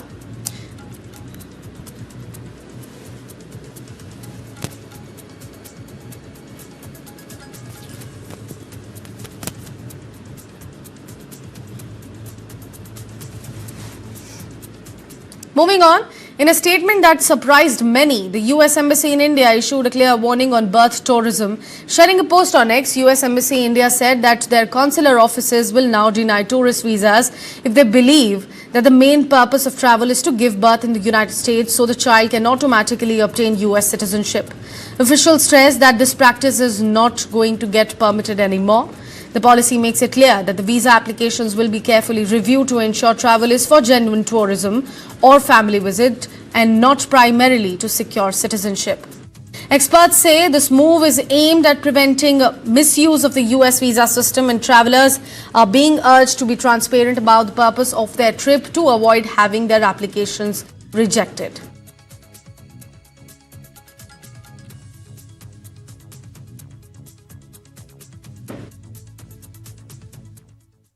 Shifting focus to Bangladesh, former Bangladesh's Prime Minister Khaleda Zia was placed on ventilator support late on Thursday after her health condition sharply deteriorated as per PTI's report. The 80-year-old Bangladesh Nationalist Party chairperson has been battling multiple organ complications since she was admitted on November 23rd. The statement said Khaleda Zia was kept under round-the-clock medical watch by a team of local and foreign specialists as several of her vital organs continue to be under severe stress. In its statement, the medical board urged people not to circulate speculation or misinformation about Zia's condition and to also respect her privacy and dignity.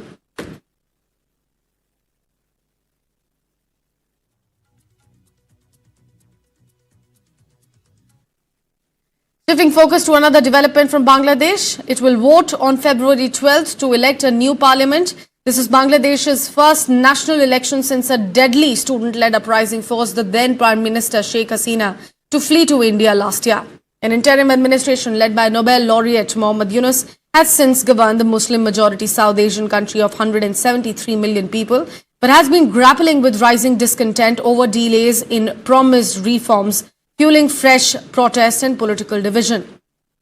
A national referendum on implementing the so-called July Charter, a state reform plan drafted in the aftermath of the unrest, will also be held on the same day.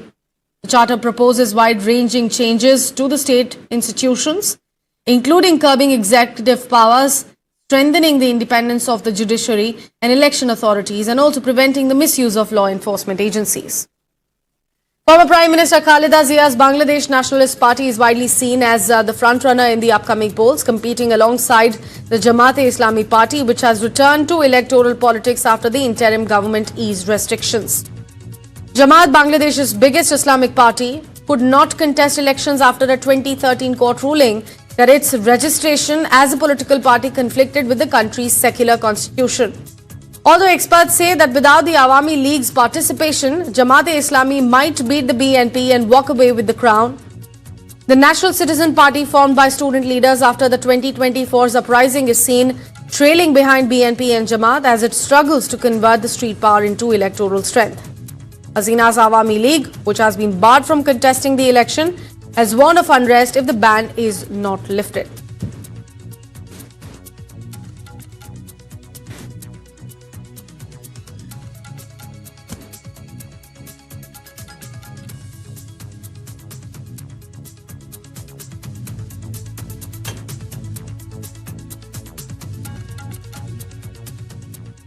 Shifting focus to a crucial news in a significant observation, the Supreme Court has ruled that acid attack cases involving the forced ingestion of acid must be tried as attempt to murder, as it has been reported by ANI. The top court said such crimes cannot be treated merely as the cases of violently causing grievous hurt, stressing that the brutality and intent behind forced ingestion make them amongst the most heinous offences under the criminal law. The bench of Chief Justice Suryakant and Justice Joymala Bagchi made the strong remarks, calling perpetrators of these attacks a grave threat to the society and the rule of law. CJI Khan said there should not be any second opinion on this. These matters must be tried under Section 307, attempt to murder, and in penal laws, exceptions can be added for the most of the inhumane cases. These people have no right to roam in the society. Earlier, the Supreme Court also expressed deep concern over the slow progress in a 2009 acid attack case, calling it shameful that the matter remained unresolved even after 16 years. Supreme Court has now ordered that all the high courts must submit details of pending acid attack cases within 4 weeks, consideration of the special courts exclusively to handle acid attack cases for the faster disposal, direction to the centre to amend the law either through parliament or an ordinance so that the acid attack survivors are included in the persons with disabilities welfare schemes. Notices issued to the Centre and the Department of Empowerment of Persons with Disabilities on a PIL filed by acid attack survivor Sahina Malik. According to the latest NCRB data, India has recorded over 1,000 acid attack cases in the last 5 years. 2019 saw 240 cases, followed by a dip during the pandemic years, 182 cases in 2020 and 176 in 2021.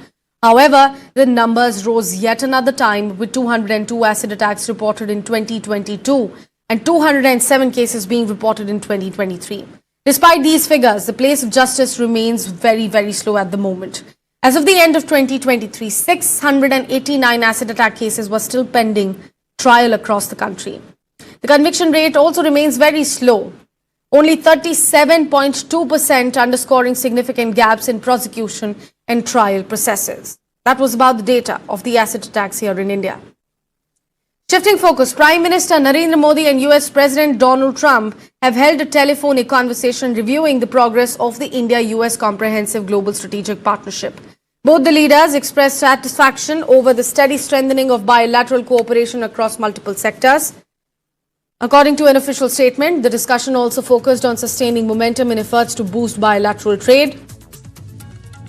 The two leaders also exchanged views on expanding cooperation in critical technologies, energy, defense and security and other priority areas under the India-US Compact, the Catalyzing Opportunities and Military Partnership, Accelerated Commerce and Technology Framework for the 21st Century. Prime Minister Narendra Modi and President Donald Trump further discussed key regional and global developments, agreeing to work closely to address shared challenges and advance common strategic interest. Their conversation comes just days after Russian President Vladimir Putin arrived in New Delhi for a high-stakes 2-day summit with Prime Minister Modi.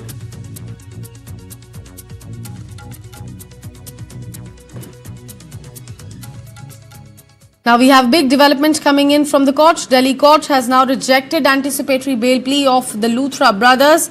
With a verdict, the Luthras now face arrest upon landing. The brothers were detained in Thailand yesterday and had sought transit anticipatory bail for 4 weeks. Meanwhile, Goa Chief Minister Pramod Sawant has said that efforts are currently underway to bring the club owners back to India and to put them behind bars as soon as possible. He said that with the help of Goa Police, Government of India, Ministry of External Affairs, Luthra brothers have been detained in Thailand. Sawant assured that strict action will be taken against accused in Goa club fire, which claimed 21 lives. मैं फिर एक बार यानी हमारी Goa police और the minister of external affairs home affairs मैंने खुद होके home ministers even though the PM ने कंसर्न व्यक्त किया था इसके बारे में यानी पहले ही दिन ऑनरेबल पीएम हैड कॉल मी और उसके बारे में इंक्वायरी उन्होंने की थी। खुद होम मिनिस्टर ने इस इंसिडेंट के बाद यानी बाकी सबकी इंक्वायरी खुद कर रहे थे।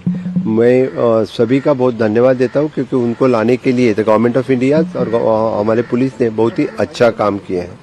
मुझे लगता है कि जितना जल्दी हो सके तो गोवा पुलिस और द सीबीआई और बाकी गवर्नमेंट ऑफ इंडिया के एजेंसीज इनको लेके बहुत ही जल्दी गोवा में आएंगे।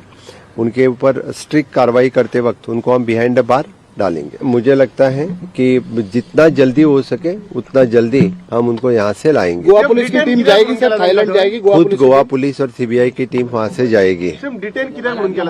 ऑन द सेम केसीस जी केस हांगासर जाल्ली ताज्या बेसिसेर थायलंड पुलिसांक कळयल्या उपरांतूच तांच्यांनी थंयसर तांकां डिटेन केल्लें आसा। गोंया ह्या पळय ते एक सील मारला म्हणून आयकपाक येता तो ते कितें हे बीन गावला तितून क्लब आहा ते गोंयाक तांचो जो दुसरो क्लब आशिल्लो ताजेर violation. A heated argument took place in Delhi's Rohini court as Goa police argued against the Luthra brothers. Representing the Goa police, the council told the court that when officers visited the brothers' Delhi home, their mother and sister claimed to have no knowledge of their whereabouts and the phone number which was also provided was switched off. Based on this, a non-bailable warrant was issued. The fire department informed the court that the nightclub had no fire NOC and that the bar had only a single entry and exit point, which is a critical violation. The Goa Council alleged that the Luthras are evading investigation despite the gravity of the incident in which 25 people lost their lives. He said false information about their medical conditions had been submitted, pointing out that while the brothers could suddenly travel abroad, they were refusing to appear before the investigators. It was also revealed that a medical prescription submitted in court reportedly came from a cosmetology clinic, raising further doubts about it. The Goa side argued that the anticipatory bail plea is a completely bogus case aimed at avoiding arrest. Luthra Brothers Council senior advocate Tanveer Ahmed Mir argued that the brothers did not flee to evade arrest but to escape threats to their lives. He told the court that them and their families were receiving violent threats after the Goa fire and accused the state administration of reacting out of revenge by demolishing 2 restaurants and sealing properties without any notice. Mir said the Luthras were never declared absconders and would have returned immediately had they been given protection. Instead, police issued a notice within a day and obtained a non-bailable warrant on the first attempt without serving it at their home, email or phone. He stressed that arrest cannot be used as punishment and that the FIR itself attributes the incident to negligence, not homicide.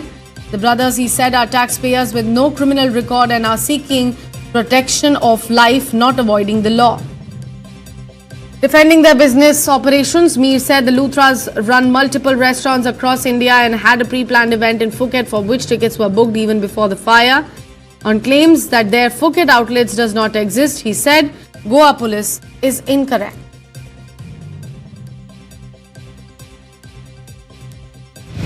Luthra brothers की transit anticipatory bell पर Rohini court में सुनवाई हुई। अतुल श्रीवास्तव जी हमारे साथ हैं। Sir, क्या कुछ आपने आर्गुमेंट करा? जिस तरीके से वो दावा कर रहे थे कि उनकी जान को खतरा था और जो स्टेट है वो रिवेंज से जो है कार्रवाई कर रहा है, बुलडोजर चला रहा है।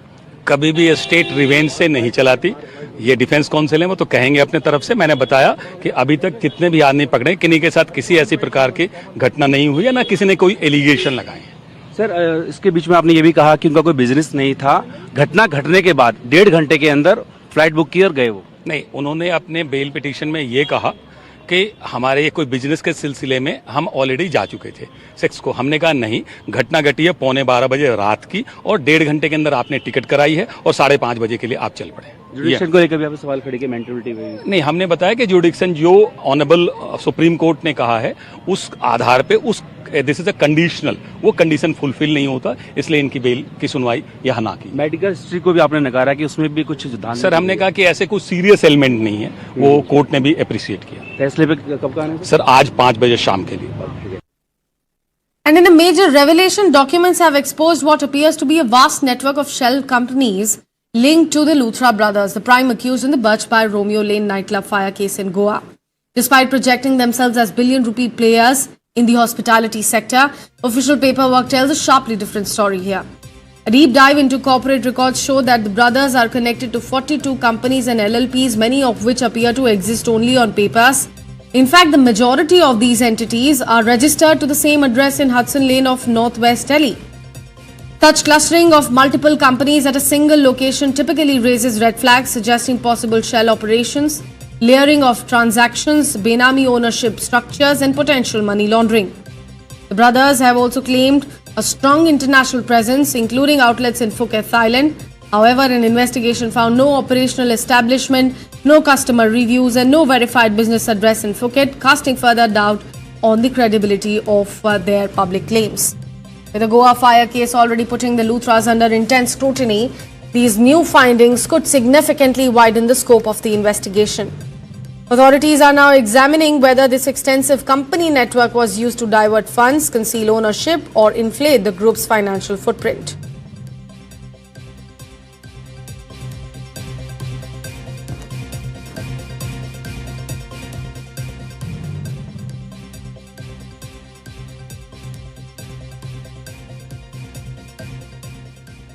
Moving on, senior Congress leader and former Union Home Minister Shivraj Patil passed away in Latur. He was 91 years old. Patil breathed his last at around 6:30 a.m. at his residence in Latur, where he had been under home care due to prolonged illness. Shivraj Patil held several important positions during his long political career, including Speaker of the Lok Sabha and various key portfolios in the Union Cabinet. Patil won Latur Lok Sabha seat 7 times. A tall figure in the political circle, no more, passed away at the age of 91 at 6:30 a.m.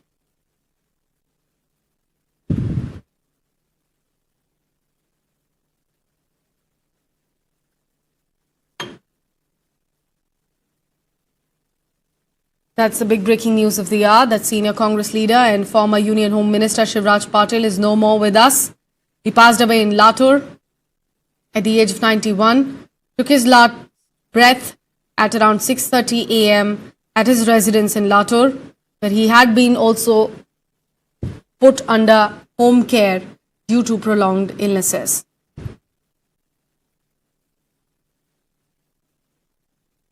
Moving on, Home Minister G. Parameshwara told the Legislative Council that the government has adopted a zero-tolerance approach to drug-related activities and is prepared to bulldoze houses rented out to drug peddlers.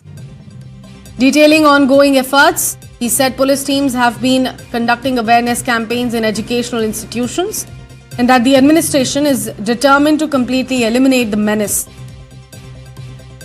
Parameshwara said 4,168 drug-related cases were registered in year 2024, with charge sheets filed in 4,091 cases. The number rose to 5,747 cases in 2025, of which probes have been completed in 4,510 cases.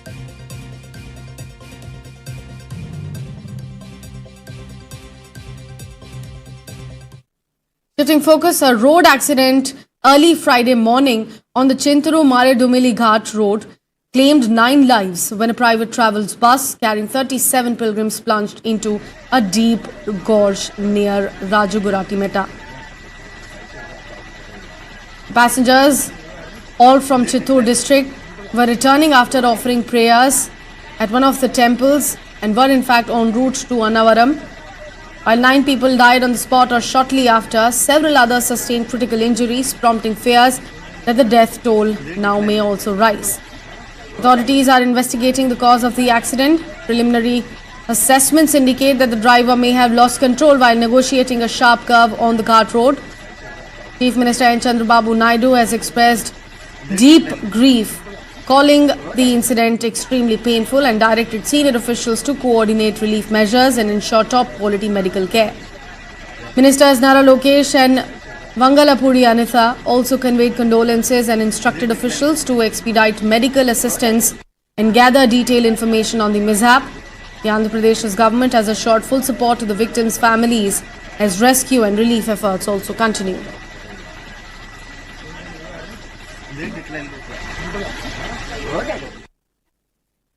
Moving on, Assam police say the probe into the death of cultural icon Zubeen Garg is almost complete. The charge sheet in the primary CID case will be filed today. Zubeen Garg died while swimming in the sea in Singapore on September 19th, triggering nearly 60 FIRs back here at home. A special investigation team led by CID Special DGP Munna Prasad Gupta has already made 7 arrests and examined over 300 witnesses. Assam's Chief Minister Himanta Biswa Sarma had earlier told the Assembly that Zubeen's death was plain and simple murder, even as Singapore police continue their independent probe, which so far indicates no foul play. Singapore authorities say their investigation may take up to 3 more months before the findings are placed before the state coroner.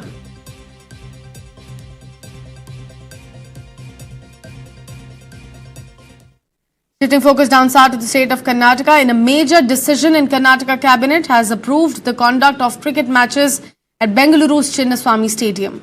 The Home Department has now been given the responsibility to grant permissions and oversee the process. The decision follows the recommendations of the Kuna report, which outlines safety and regulatory measures for large sporting events. The cabinet has also discussed the need for adequate security arrangements during the matches. The Home Department has also been instructed to hold detailed discussions with the KSCA. Matches will be allowed under specific conditions, and the government will direct KSCA to comply with all the guidelines issued by the Home Department. This comes as welcome news for Bengaluru's cricket lovers who have been waiting for clarity on hosting matches at the iconic venue. It is important to note here that no marquee fixtures have been held at the Chinnaswamy Stadium ever since the 11 people's death occurred in a stampede near the venue during Royal Challengers Bengaluru's IPL title celebration back on June 4th.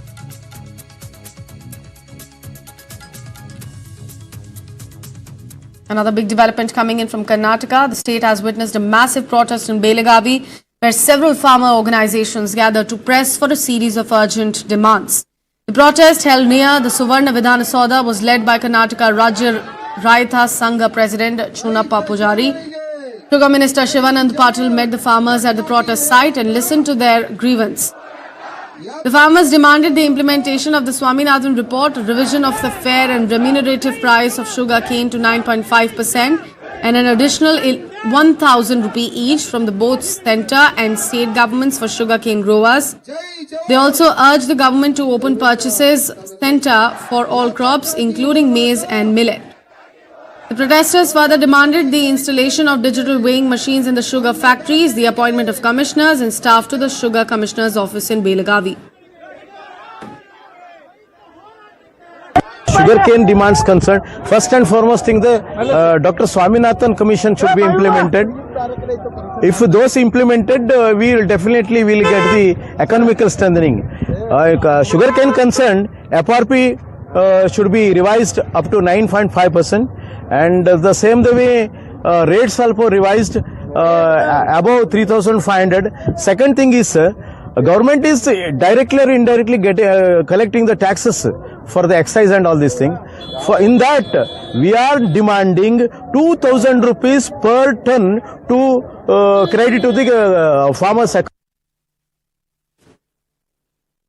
That's all we have to pack it up on the show as of now. Do stay tuned to News 9. Big news and development will be followed up here on the other side.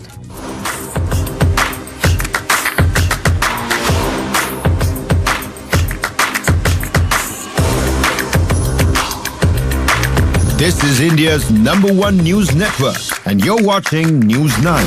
English news as it should be.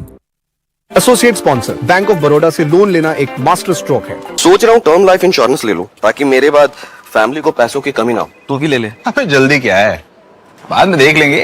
आराम से आराम से आराम से। अपने कुणाल को heart attack आ गया यार। पॉलिसी बाजार पर 0 GST के साथ अब 1 करोड़ का टर्म लाइफ इंश्योरेंस सिर्फ 400 रुपए महीने से शुरू।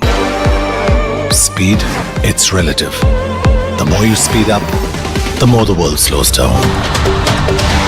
And when you are fast enough, everything becomes still. That's when you see the world as it truly is. Servo Hypersport F5, when speed is your default. Welcome to a cheese spread made with pure milk. For chilly evenings. For peppery sundowners. For garlic afternoons. For tikka picnics. Welcome to Amul Cheese Spread. Spread the richness.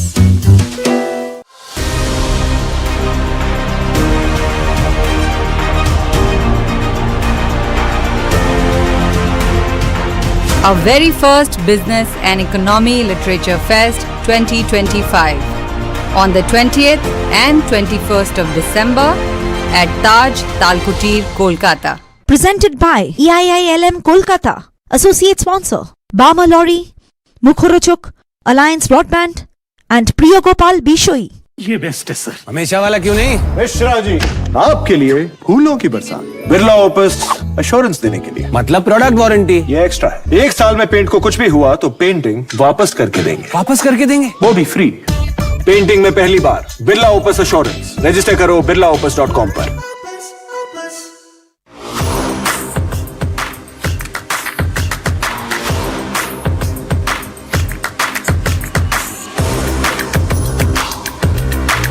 This is India's #1 news network, and you're watching News 9, English news as it should be.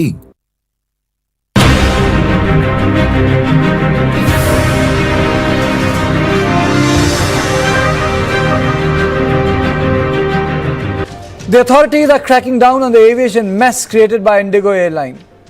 On Thursday, the Director General of Civil Aviation grilled Indigo Chief Executive Officer Peter Elbers amid the chaos created by flight disruptions and the resultant customer grievance. Taking serious note of the large-scale passenger inconvenience faced by passengers due to widespread flight cancellation and delays by Indigo Airlines, the DGCA had constituted a dedicated oversight team to be stationed at the airline's corporate office in Gurugram. In an internal order issued on Thursday, the aviation regulator stated that the move was necessitated in view of passenger inconvenience caused due to the large-scale disruptions in the operations of Indigo Airlines at various airports across the country. Even as around 220 flights were cancelled at the 3 metro airports, a beleaguered airline launched some desperate clarifications and face-saving measures. In a statement, Indigo said it has processed refunds for all flights cancelled during the recent operational disruption and assured that the remaining payments will reflect in customers' accounts shortly. It said it will offer Rs 10,000 travel vouchers to passengers who were stranded between December 3rd and 5th. The airline said travellers who booked their tickets through online travel platforms or third-party agents will also receive refunds. This is in addition to the government-mandated compensation of Rs 5,000 to Rs 10,000 for passengers whose flights were cancelled within 24 hours of departure. In a separate video statement, Vikram Mehta, the chairman of the Indigo's board of directors, refuted the claim that the airline engineered the chaos to bend government rules. He claimed that debacle was not an outcome of deliberate action. But the trouble does not end here. Earlier, the Delhi High Court had questioned the centre on not taking timely action to check the crisis caused by Indigo flight cancellations. Quote unquote, the question is, why at all this crisis arose and what have you been doing? Quote close. A bench of Chief Justice Devendra Kumar Upadhyay and Justice Tushar Rao Gidela said. Raising the issue of surge pricing, the bench also asked how other airlines could take advantage of the crisis situation and charge hefty sums for tickets from the passengers. The tickets which were available for Rs 5,000, the price went up to 30,000 to Rs 35. How could other airlines start charging? Asked the bench. Despite the desperate face-saving measures and the government cracking the whip, some moot questions remain. One, was there severe lack of oversight of airline operations? Second, does India's aviation sector need urgent structural reforms? Now, the government has reduced 10% daily flights of market leader Indigo. How will the new market look like? Fourth, why were Indigo's directors and management oblivious to the disruptions and new pilot duty norms? And lastly, what is the learning curve? And on this issue, I am joined by Captain C.S. Randhawa, President, Federation of Indian Pilots and Deputy Chief Flight Operation Inspector, DGCA, and Captain Anil Rao, Secretary General, Airline Pilots Association of India. Thank you both of you gentlemen for joining me on my show. Let me straight away go to Captain Randhawa. Captain Randhawa, my question to you is very straight. What is the learning curve here, sir? Good evening, Kartika. I would say many lessons are learned out of this crisis which has occurred since last so many days. First and foremost thing is we do not agree with the excuses given by the airline that they are investigating and they're still wondering why this crisis have occurred. It is very clear why it has occurred. It is no rocket science. They knew about the shortage of pilots. So the point of contention at this moment is that, first of all, that what is the way forward? Now, the way forward, the government has taken steps in the right direction. They have, first of all, cancelled 10% of the routes. We had also suggested to the minister around 5th of December that extra routes which have been granted in the winter schedule should be cancelled for the Indigo Airlines. That has been done. 6% were additional routes given and 10% they have cancelled. That is a point in the right direction. Those 10% flights will be undertaken by Air India, Akasa and SpiceJet. Now, the way forward is that at this juncture, where there's a monopoly of the airline, if you go and take very stringent actions against the airline, like you suspend the AOC, then there'll be a turmoil in the country. So it has to be done very systematically, and there has to be heavy financial penalties on them, and they have to be reprimanded for various actions and crew shortages and not adhering to the FDTL limits and not doing proper planning. So what we feel is that it has to be done very intelligently. Otherwise, they hold 67% of the domestic traffic. So in case a very harsh action is taken to suspend an AOC, imagine it will be quite chaotic. Though CEO on the 5th has said it will take up to 15th of December. That is why you see the flights still getting cancelled. He made a statement by 10th everything will normalize. It has not, because they still are having problems with the integration of the software of the crew rostering into the network planning. Because they had increased the flights, now they've reduced the flights. So they are having a lot of problem and they have no manual backup. So you're also the Deputy Chief Flight Operations Inspector, DGCA. Do you think that there was some culpability in the sense, I was going through the data, when the FDTL suggestions went out, when it was available to them, they reduced the number of pilots. I mean to say, why would someone do that? And secondly, people think that it's about pilot rest. No, it's about passenger safety. If pilot is not rested, he does not have time, then we are not safe. Absolutely right, Karthik. I would say that the HR department and the operations department have been napping and overlooked by the board and the CEO.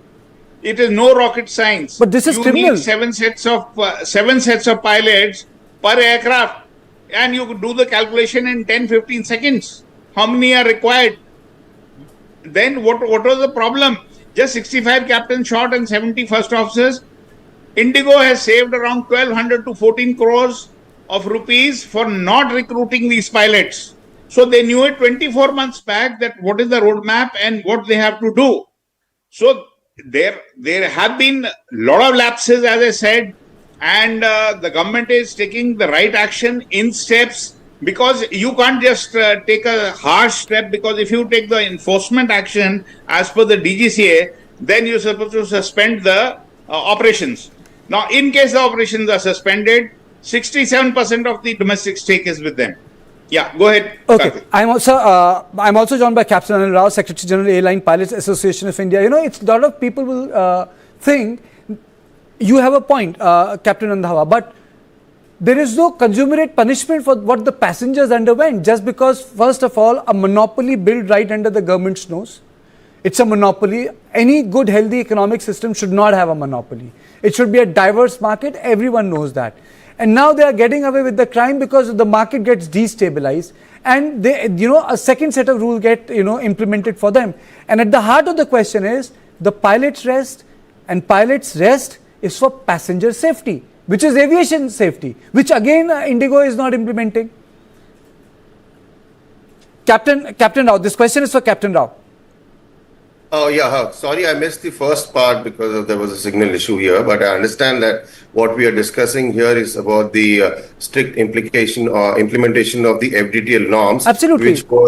Which was selectively and partially been relaxed for Indigo. Yes, coming to the point, whether monopoly, duopoly, or it has a higher share in the market or not is not the matter of crux here, but it has to be understood and addressed that any operator tomorrow can ask for any kind of dispensation depending upon the kind of operations they are doing. Now, if today Indigo, for example, has taken a dispensation on the night operations, basically because of the winter schedule being more increased in the night operations, and the night operations got affected because of which they asked this dispensation. Now, come to the point two, about which has been floating around is the pilot shortage, which exactly is not the case. Now, what happens is when you start using up the duty time as a max limitation, then to use it as a guideline to mitigate the effects of rest and fatigue which is there.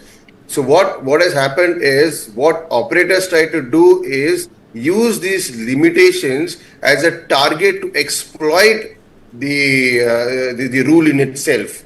You understand? If there is a 12-hour duty, it does not mean that every crew will do 12-hour duty every day. That is a max limitation which has been given to you. On these basis, there has to be a buffer on it and type of operation you do. You might be doing a cargo operation, you might be doing a airline operation, you might be doing a long-haul operation. So these rules are made on a maximum limitation. But what has happened is the operators have come and executed these operations, these limitations as a target to be exploited for the market or for the commercial gain. So that is what has led to this catastrophic,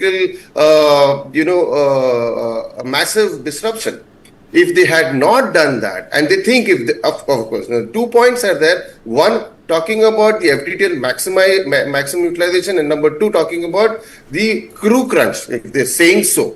Like Captain Randhawa has said, if they thought there is a crew crunch and going to happen because of their programmed or their planned operations, then what were they doing for the last 2 years? No. When the other operators did not have a problem, then suddenly how did this crop up after 1 month of implementation of phase 2? That is exactly what I am also saying, that after 1 month of phase 2, why did this start? Okay. If you see, the exemptions also have been taken for the winter schedule, which ends at 10th Feb 2026. So the whole detail has not been taken to implement, say, to get out of this inconvenience. It is to meet their requirement of winter schedule, which ends at 10th Feb 2026 for all operators. Okay. So okay, Captain Randhawa, do you think that there was also regulatory oversight? The government, the agencies involved, they must have some intelligence. I mean to say that this particular big company is completely going off the charts. See, Karthik, I'll be very blunt about it, since having worked in DGCA for a very long time. You see, there is a regulatory oversight. And there are two types of oversight which the DGCA does on all the airlines. One is a regulatory audit, which is planned every year, which is for a regulatory audit which has multiple bases. It runs into about 6 to 7 days. Now, that is one part. The second part is spot checks, which are carried out by each department, whether it's operations, whether it is airworthiness, whether it's air safety. So, those spot checks are also planned, apart from special audits which may be carried out by the DGCA. Now, at present, the biggest challenge which DGCA is facing is they are working on 50% of the manpower, and their aviation industry has grown multifold. So that is one area they are having a problem. Nevertheless, they cannot wash off their hands, because after all, the oversight had to be maintained. Wherever they did not know, they have approved this winter schedule. They knew very well that if this winter schedule is operated, they don't have the requisite amount of pilots. But as I said, these are all lame excuses given by the chairman and by the CEO. There was no weather. There is no shortage of I can understand if for shortage of crew 50, 60, 40 flights have been cancelled. 1500 plus flights still getting cancelled. And the DGCA now has woken up and now started the oversight after we have been demanding that please increase the oversight and check what is the problem which has happened. So now they have deputed 2 teams from today. 8 flight inspectors are checking from the operational side, and out of these 2 will continue to carry out the oversight on daily basis. The second team is going to check about the refunds part and about the other commercial aspects. So now a 10-member team has been sent there. The second point is a high-level committee. There has been a crisis in the country. 4-people committee has been formed by DGCA, who are a party to this. How can you have a DGCA carrying out, investigation? You should have, an external body carrying out this investigation, not DGCA. So we have doubts as to what is going to be the outcome of this investigations, and they're going to try to cover up each other, because ultimately there has been a fault from all sides. Bulk of the fault is the airline, 90% plus. It is airline fault, and they thought might is right, and they will go ahead and they will do things, and DGCA used to do things they feel as per their choice. So how can anyone refuse Indigo? So they have taken the whole country and the passengers to ransom, which is very absurd.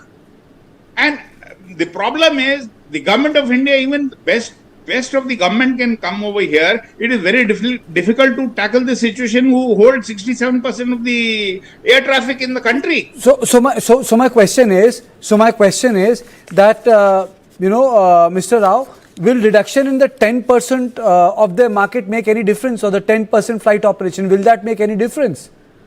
See, the reduction what they have given is not on the flights which they have asked for the winter schedule.